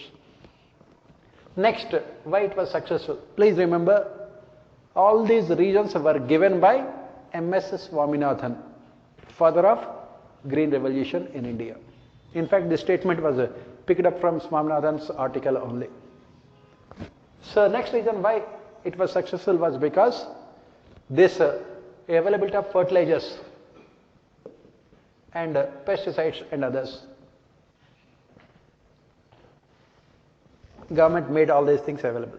Next reason why it was successful because of close coordination between these agencies, government research organizations, Indian Agriculture Research Organization and PUSA, all these organizations and farmers. These agriculture scientists would go to the field. They would help the farmers with green revolution. What you call extension services are very good. Agricultural extension services are very good. Next reason why green revolution is successful is because of the government's coming out with better credit facilities to farmers, because it requires huge amount of investment also. Government, in 1969, what did the government do? Nationalized 14 banks, and all these banks were asked to provide credit on the basis of what is called DRI, discounted rate of interest, credit facilities. Next reason why green revolution was successful, because of this FCI, Food Corporation of India. The government had set up Food Corporation of India and it was asked to buy all the food grains at MSP decided by the government. MSP. CACP had come up with later during this period a Commission for Agriculture Costs and Prices. It has decided the MSP. It had decided by the two things. One is procurement price and also at the beginning of the sowing of seeds also. So it had given incentives to farmers to produce more also without worrying about decline in prices due to excess output. Another reason why the Green Revolution was successful is because of this MSP. And the reason why it was successful was because of, as I said, this APMCs, marketing, agriculture produce marketing committees, the mandi system that had come up in these places, APMCs. So all these factors combined together have resulted in the success of this. So all these factors combined together have resulted in the success of what is called rice wheat system. And finally what happened? India had become food sufficient. India had become food surplus country, not only sufficient, food surplus also. India never faced any kind of food crisis after 1960s, thanks to Green Revolution, right? Then the same system had become a bane for the country later. How and why it had become a bane? Why? Because, as Swaminathan pointed out, this Green Revolution has been transformed into Greed Revolution.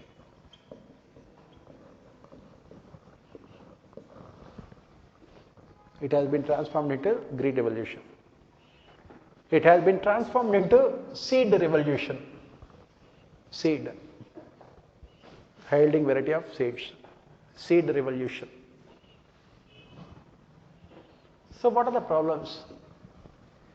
Here, excessive use of water.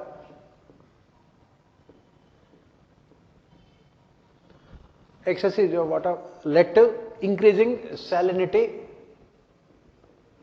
of the soil.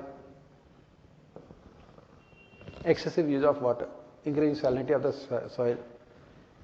Second, this excessive use of water resulted in a drastic decline in water tables,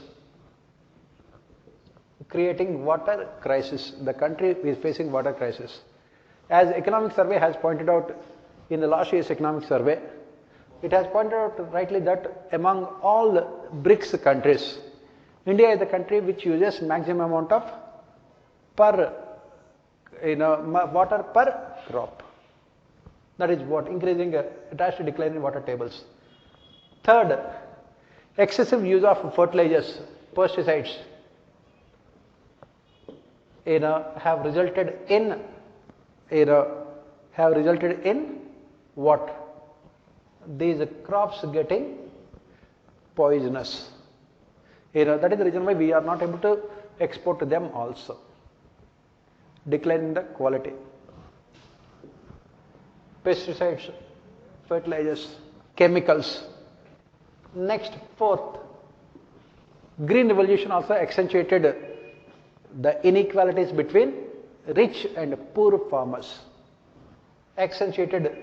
Widened inequalities between rich and poor farmers. This Green Revolution could be afforded only by rich farmers.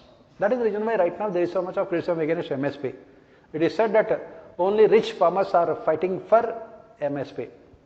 Even recent Shantakumar Committee report also pointed out that MSP benefits only 6% of farmers. 94% of farmers do not benefit. Next problem with Green Revolution is that there has been a radical shift in cropping pattern within the country. Radical shift in cropping pattern. As part of Green Revolution, to incentivize rice and wheat, the government provided MSP. Even now, MSP is provided for 23 crops, but it is only implemented for 2 crops, rice and wheat. This resulted in shift in cropping pattern. Pulses, other cereals simply face a lot of problems. Next problem with the Green Revolution is it resulted in interstate conflicts, especially between Karnataka and Tamil Nadu over sharing of river waters. Conflicts over sharing of river waters, between Karnataka, Tamil Nadu, between Andhra Pradesh and Telangana, between Maharashtra and Karnataka. Conflicts related to sharing of river waters. Next problem with green revolution. Another problem with green revolution is this. Thanks to this, thanks to MSP, the government is forced to procure more amount of food grains than what is necessary. At present, the government has almost 3 times more than the food grains that is needed for our food security. And the cost of procuring and storing these food grains is very high, running into lakhs of crores of rupees. If you look at it, the food subsidy bill is 3 lakh crores, out of which procurement and storage will take at least 2 lakh crores. Huge amount of cost to the government. Huge amount of cost to the government. Procurement and storage of food grains. Huge amount of cost. These are the problems of what we call plenty. Problems of plenty.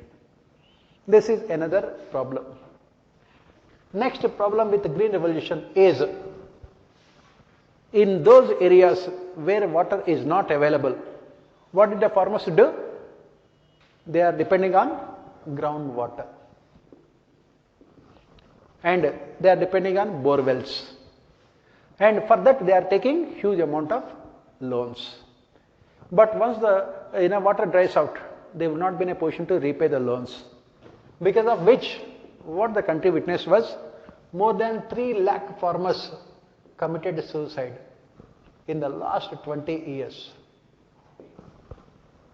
More than 3 lakh farmers committed suicide in the last 20 years because of their inability to repay the loans. More than 3 lakh farmers committed suicide. Because all of them badly opted for these food crops only, rice and wheat. That rice and wheat require huge amount of water. When irrigation systems are not available, they started depending on groundwater tables. And they took huge amount of loans to dig bore wells. When the water is not coming, they cannot repay the loans. Average amount of loan taken by a farmer before committing suicide was around 35,000 rupees. In states like Maharashtra, Karnataka, Telangana and Punjab. This is another problem with green revolution. And of course, next problem is its impact on environment. Environment and ecological systems.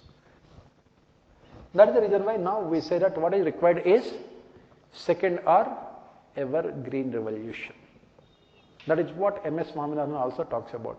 What we require is second or ever green revolution. So, as a part of conclusion, you say that what is required is second or ever green revolution with focus on organic farming, with focus on shifting of cropping pattern, with focus on watershed development, with focus on dry land agriculture, with focus on integrated farming systems. All these are all the solutions. Next, suggest measures to improve water storage and irrigation systems to make its judicious use of under depleting scenario.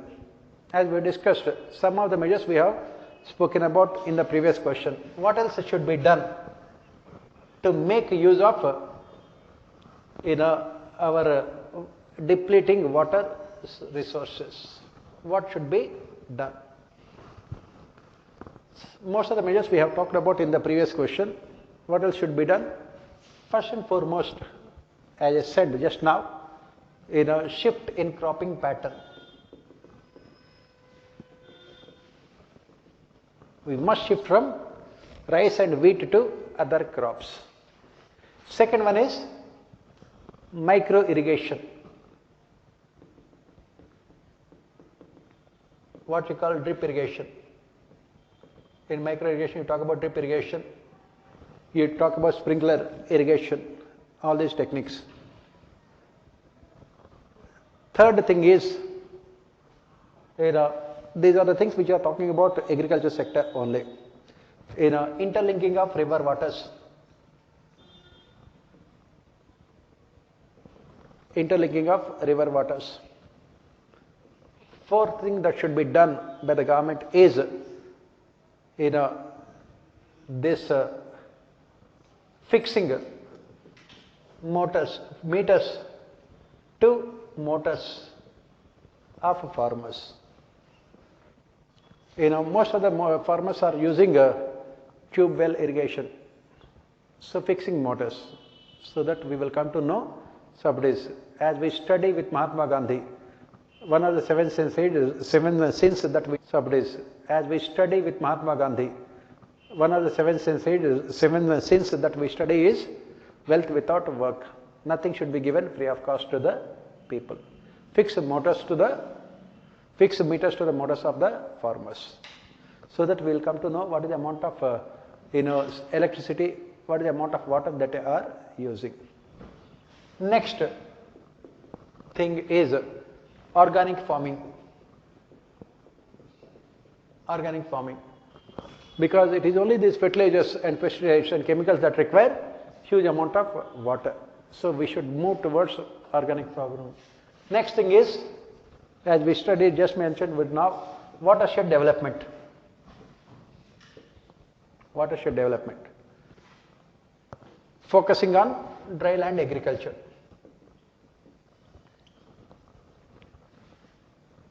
Next solution is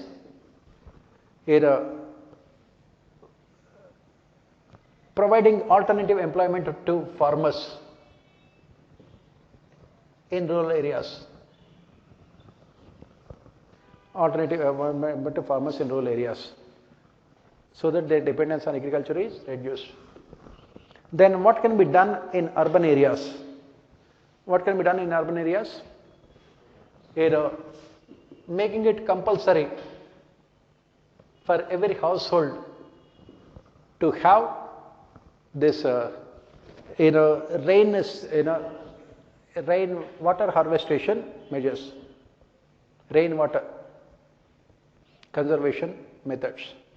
What you have to do is that building bylaws should be changed to make it compulsory for every household to preserve and also to conserve rainwater, to replenish fast declining water tables in the cities. This is what that should be done. Second one is water tax. Water should be taxed. Right now, what every state government is doing? Providing free water. When you are water, no government is realizing the fact that water has become a very scarce commodity. These scarce commodities cannot be provided free of cost. So what is required is tax on water. Let the people realize the importance of water. Next, the government should do is this water conservation should be included in the academic curriculum, so that the children from their childhood onwards will learn about these things.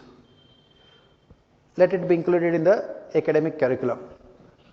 Next thing that can be done by the government is especially as we have mentioned, India uses only 6% of its rainwater.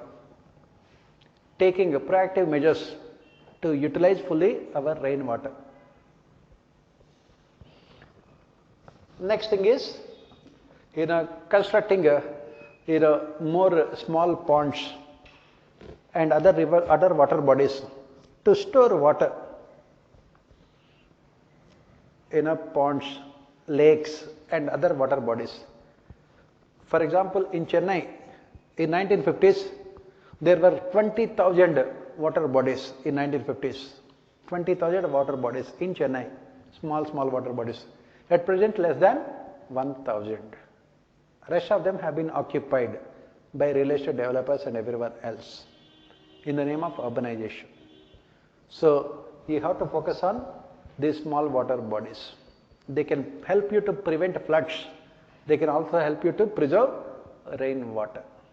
This is another thing that can be done by the government. Next thing the government should do is, safe drinking water to all people both in rural as well as urban areas. At present, the program is only restricted for people in rural areas. It should be extended to urban areas also. You can write about all these things.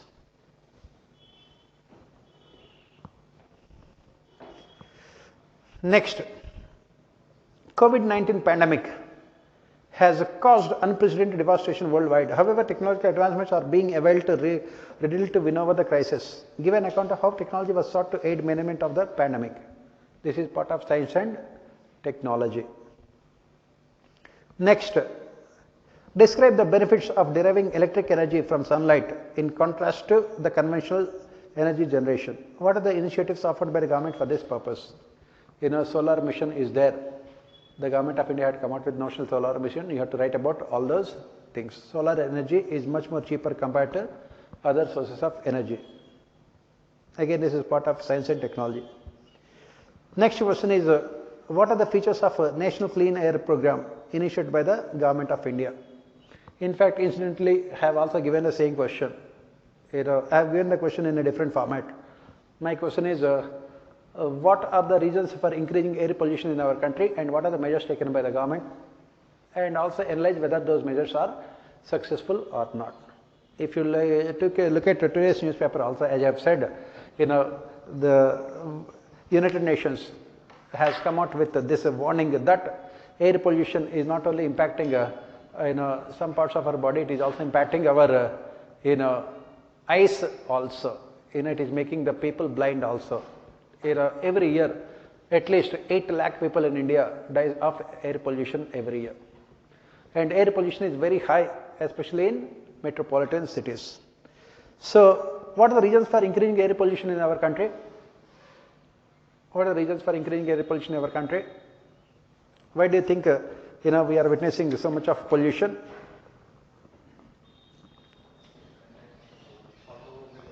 Pardon? Yes. What are the increasing air reasons for increasing air pollution? First and foremost, this tropical climate. This is a related geography. Tropical climate and very dry conditions. And then this one, thermal power, coal-based industries, right? Coal. Yes, and then we also have these heat islands in urban areas. Then traffic, high levels of traffic pollution. Then industries, of course, industries. Next, deforestation.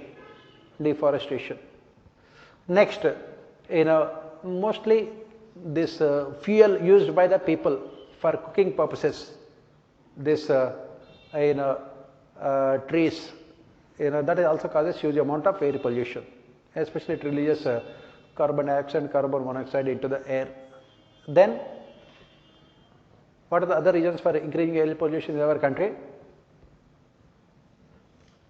As you have mentioned, heat islands. Then, air pollution is because of increasing construction activity. In the last 30 years, the country had witnessed, thanks to liberalization, globalization, increase in the standards of people. Everyone wants a house for themselves. It is resulted in increasing construction activities. That is also resulting, not only construction activities, but also in overall, construction activities in terms of flyovers, in terms of roads, in terms of, other transportation facilities, which causes more air pollution in the country also. And of course, another reason for air pollution is bursting of crackers and everything else. Bursting of crackers. So, India, according to United Nations, India has the highest per capita pollution in the world. Highest per capita pollution in the world. That is the reason why the government of India has launched this program.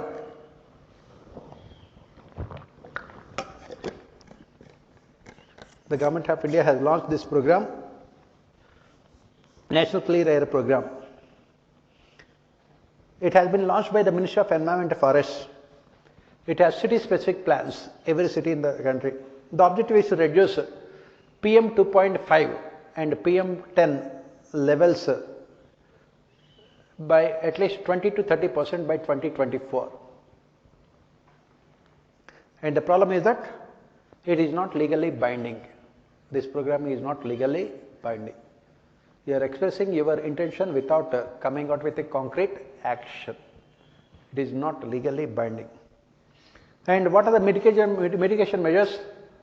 Like CNG, making CNG compulsory.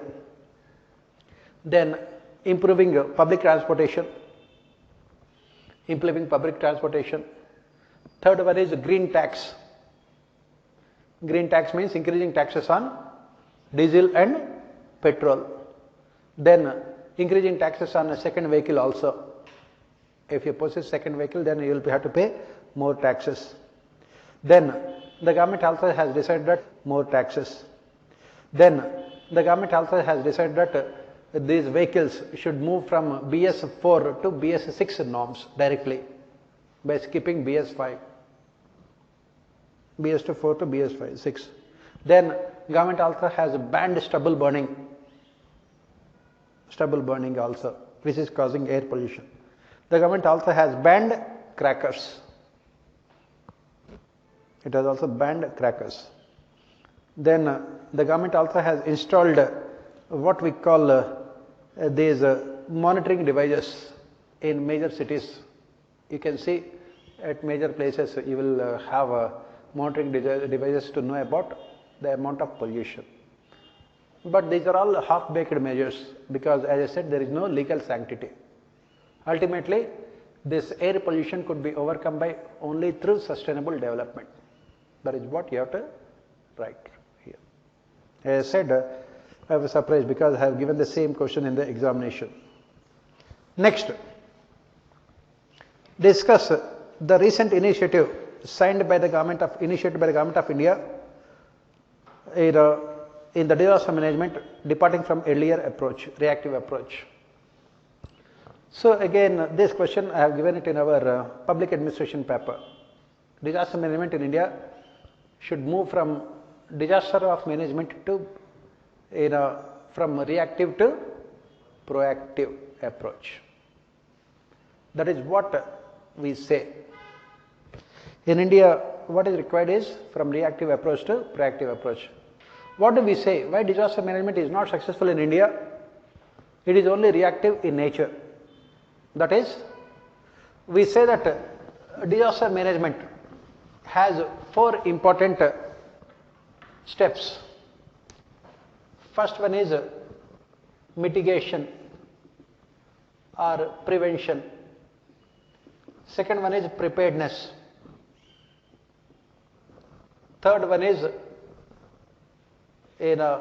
response. Fourth one is recovery and rehabilitation, which again leads to mitigation and prevention. In India, for a very long period of time, disaster management was restricted to only response in our country. For a long period of time, it was restricted to only response. The first 2, we call them as proactive measures. The last 2 are reactive. This is the question that talks about it. The first 2 are proactive and the last 2 are reactive. When did disaster management in India had shifted from reactive to proactive? 2 important reasons. 2 important disasters had forced India to shift from a reactive to proactive approach. First one is the earthquake in Gujarat. Narendra Modi, the Chief Minister, Bhuj earthquake. More than 1 lakh people died there. Second one is the tsunami, 2004 December. Again, lakhs of people died all over the world. Both these disasters had made us realize the importance of a proactive approach to disaster management. Proactive approach focuses on mitigation and prevention, preparedness. You have, in case of natural disasters, you have to mitigate, reduce the impact of the disaster. In case of man-made disasters, you have to prevent them. What are the natural disasters? What are natural disasters? Earthquakes, floods, cloud burst, and cyclones, droughts, famines. These are all what we call them as natural disasters. You have to mitigate the impact of disasters, natural disasters. Whereas in case of man-made disasters, you can prevent them. What are the man-made disasters? As we just discussed, pollution, deforestation, then forest fires, then these nuclear disasters, then industrial disasters, then terrorism, communalism, caste conflicts. These are all man-made disasters. So we can prevent man-made disasters, whereas we have to reduce the impact of natural disasters.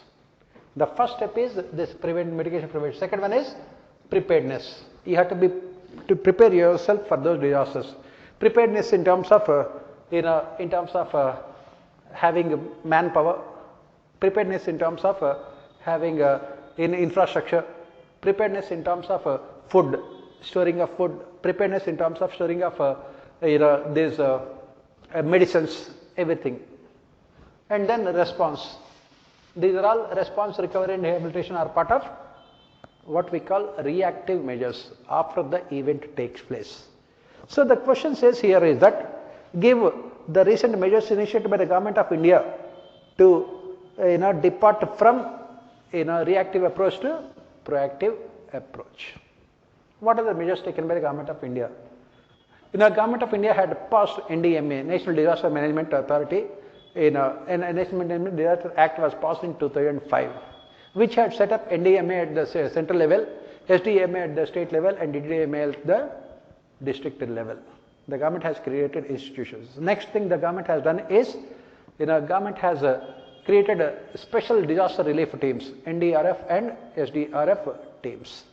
The next thing government has done is, government has improved, used the technology, early warning systems to predict natural disasters, to predict these disasters, especially cyclones and cloud bursts, early warning systems. Then the government also has used the technology GPS and other technologies to ensure better and real-time data to be made available to people at the lowest level also. The next proactive measure taken by the government is that government also has signed a Sendai framework to prevent disasters, international global Sendai SENDA framework. Basically it talks about only these four things only. Then the government also has as part of a disaster management, proactive aspects of disaster management, the government also has helped the state governments to improve their technology as well as manpower. Central government also has helped. There is separate disaster relief fund to be used by the state governments to provide relief to the victims and also to ensure prevention of disasters. Then the government also has made disaster management a collaborative activity by involving NGOs, civil society organizations, media, private sector and everyone else. It has made disaster management a collaborative activity. Next, the government also has created awareness among the stakeholders about disasters, so that they can created awareness among the stakeholders about disasters, so that they can react to disasters in a time-bound manner. Similarly, the earthquake disaster risk indexing was done for 50 cities in our country. Earthquake disaster risk indexing was done for almost 50 cities in our country, so that to see whether they are ready to face the disasters or not. And government has also trained thousands of volunteers to participate in disaster relief and rehabilitation activities.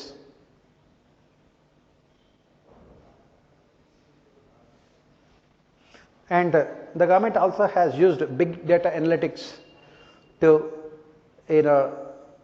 analyze disasters in a more scientific manner and also to predict disasters also more accurately. Big data has been used. And in states like Bihar, they had come out with flood management improvement systems. Flood management improvement systems. That is the reason why last year Bihar also witnessed severe floods, but the lost human life was also minimal. Lost human life was minimal.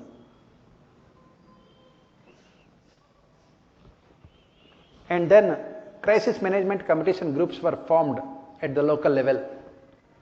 Crisis management and groups were formed at the local level. Management and groups were formed at the local level.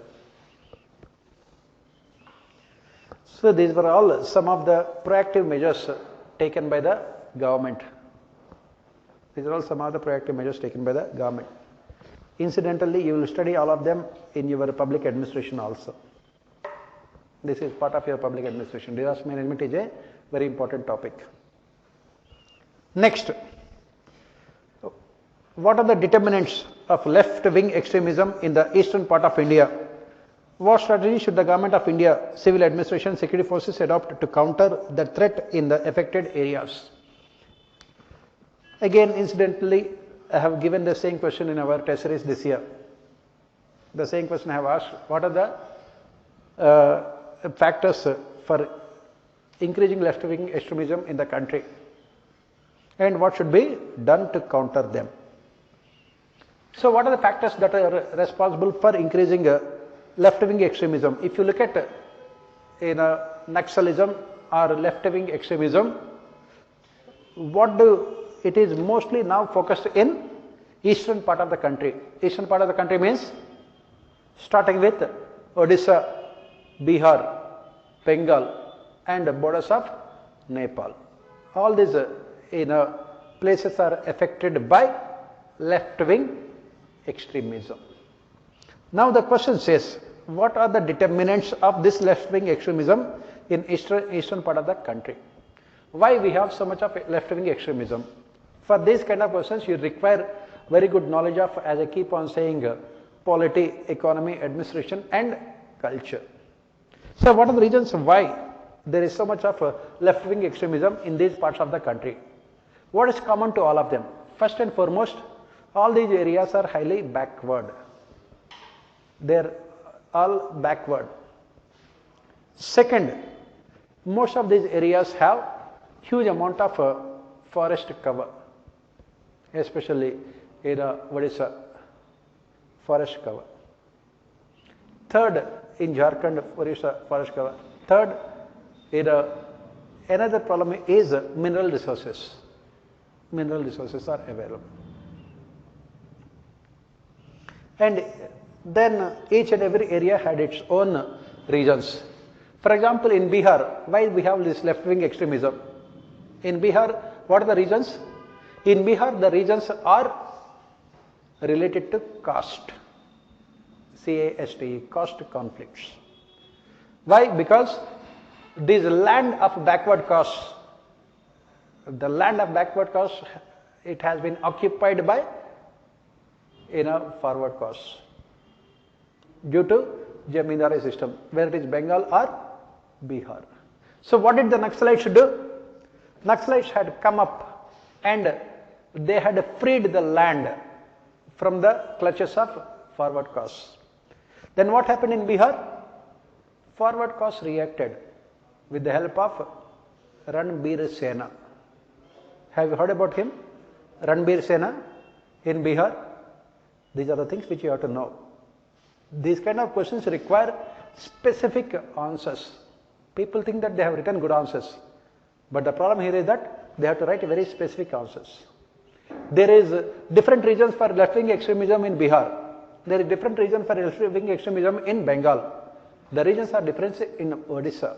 You have to speak about all those reasons. Very specific answer. In Bihar, it is the caste conflicts. The problem is about land reforms. The problem is about land. So forward caste occupied the land of backward caste. So they took the help of Naxalites, and these Naxalites had come and killed the forward caste leaders and returned the land to the backward caste.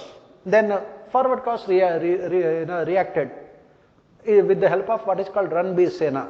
In Bihar, this Ranbir Sena is there, basically an army of forward caste. What did they do? They again took away the land from the backward caste people by killing all of them. Then again Naxalites had come and killed the leaders of Ranbir Sena. So this left-wing extremism is because of caste differences along with economic differences. In Bengal, why this left-wing extremism? In Bengal, it started with this Nandigram.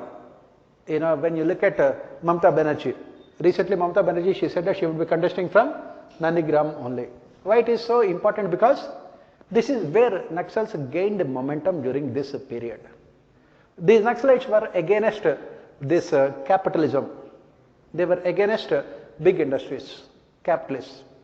So when the then leftist government had taken a decision to give land to capitalists of farmers, then the Naxalites had entered into the movement. And Mamata Banerjee fought on behalf of the farmers there. Finally, the project was abandoned. In Bihar, in Bengal, it was because of this so-called exploitation of capitalist class by working class. That is the reason why in Bengal, long time back, this Naxal movement was started in 1960s for non-implementation of land reforms. Naxal movement was started as a civil society movement. Later, it has turned itself into a violent movement. It started in a village called Naxalbari. Kanu Sanyal and others started this Naxal movement. By 1990s, it was the globalization and capitalism that was providing fillip to the Naxal movement. In Odisha, again it was protecting the rights of the tribals. Odisha is mostly a tribal state. Protecting the rights of the tribals has become the reason for spread of left-wing extremism in Odisha. In 3 states, 3 different regions. That is what the question says. What are the determinants? Then, what strategy should the government of India Civil Administration Security Forces adopt to counter the threat of affected areas? So, what strategy should be adopted? As we say, this left-wing extremism and Naxalism, it should be treated not as a law and order problem, it should be treated as a socio-economic problem. What we have to say is that in the short run, it should be treated as a law and order problem. In the long run, it should be treated as socio-economic problem. That is what the government of India also has done. The government of India, on the one hand, came out with a program to tackle left-wing extremism in these areas, specific program. As part of this program, the government had modernized the state security forces. It had provided training to the state security forces. It had also created a separate wing within the state security forces, state police forces, to fight left-wing extremism. The government also had sent a Central Paramilitary Forces, CRPF, to fight left-wing extremism. Next, the government also has used technology, unmanned, these drones are used to tackle Naxals. Technology is being used.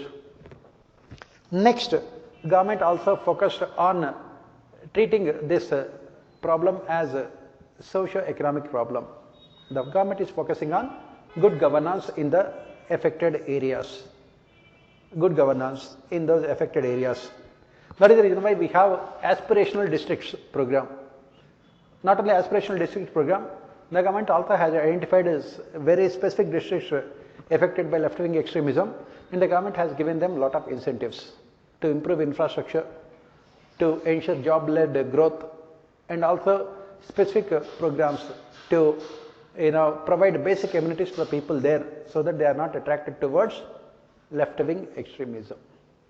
Treating it as a both law and order problem as well as socio-economic problem. And this question, I repeat all the time, is directly picked up from the Ministry of Home Affairs annual report. For internal security, the only document you have to go through is the Ministry of Home Affairs annual report.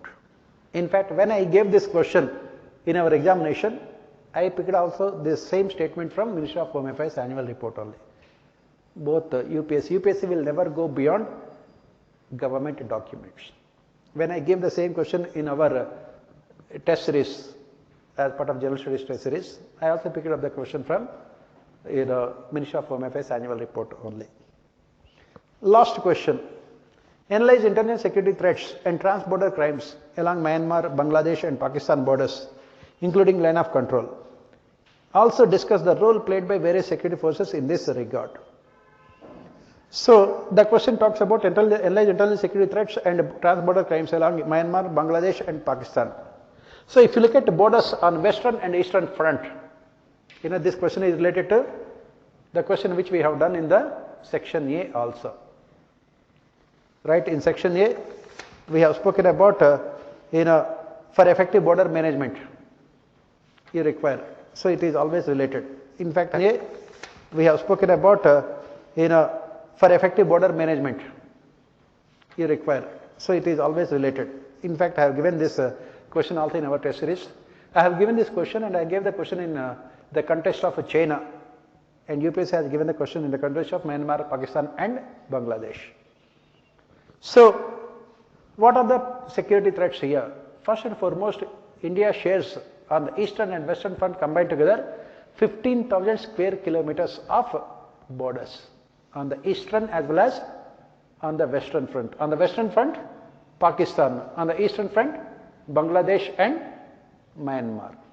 And what are the problems here? The border is highly difficult. Why? Because it includes plain areas near Bangladesh. Then it also includes icy mountains, Kashmir, and deserts, Gujarat, Rajasthan, and Jammu, and plain areas. And along with this, deep, intense forests in Myanmar. So it has everything: deserts, plain areas, mountains, forests, you name it, everything. You can draw boundaries in plain areas, you can construct wall. How can you construct walls in mountains, icy mountains? How can you construct walls within deep forests? That is where the problem. Border management becomes extremely difficult. So what are the challenges here? Illegal migration, then terrorists coming into your country, then drugs trade, narcotics, drugs.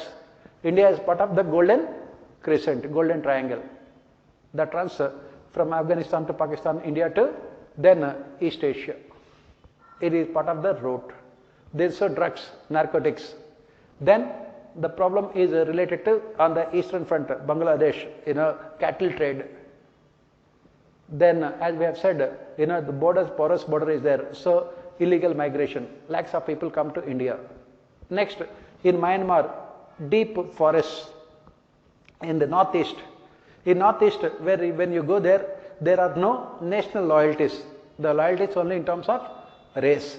Nagaland, Nagas, Borders, Mijos, they would be fighting among themselves. They would commit crime in Myanmar and come to India.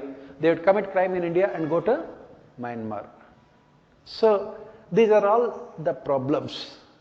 And especially with Pakistan, cross-border infiltration, terrorists, drug trade and arms trade and narcotics. So all these are all problems from all three sides.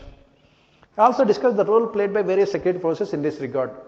So on the western front, who is responsible for maintaining the borders? BSF, Border Security Force, along with Army. Then on the eastern front, Bangladesh, it is BSF. In case of Myanmar, it is Assam Rifles. Assam Rifles are responsible for them. And they are assisted by Army also, along with the state police forces. So all of them participate, and the problem is that there is a lack of coordination among the security forces. And finally, we say that this border security cannot be successful without the cooperation of local citizens. That is what we say. So this is what you have to write for all these questions. The question paper looks easy, but you have to write specific answers. As I said that most of the questions, luckily we have given in our test series only this year. Tomorrow we will be looking at the last paper, that is ethics, integrity and aptitude. This year especially the case studies were very not difficult, very lengthy case studies. The case study itself running into 2000 words and you have to write the answer in 250 words. That is where people found it difficult. They could not complete the question papers also. Tomorrow we will discuss the ethics paper at the same time.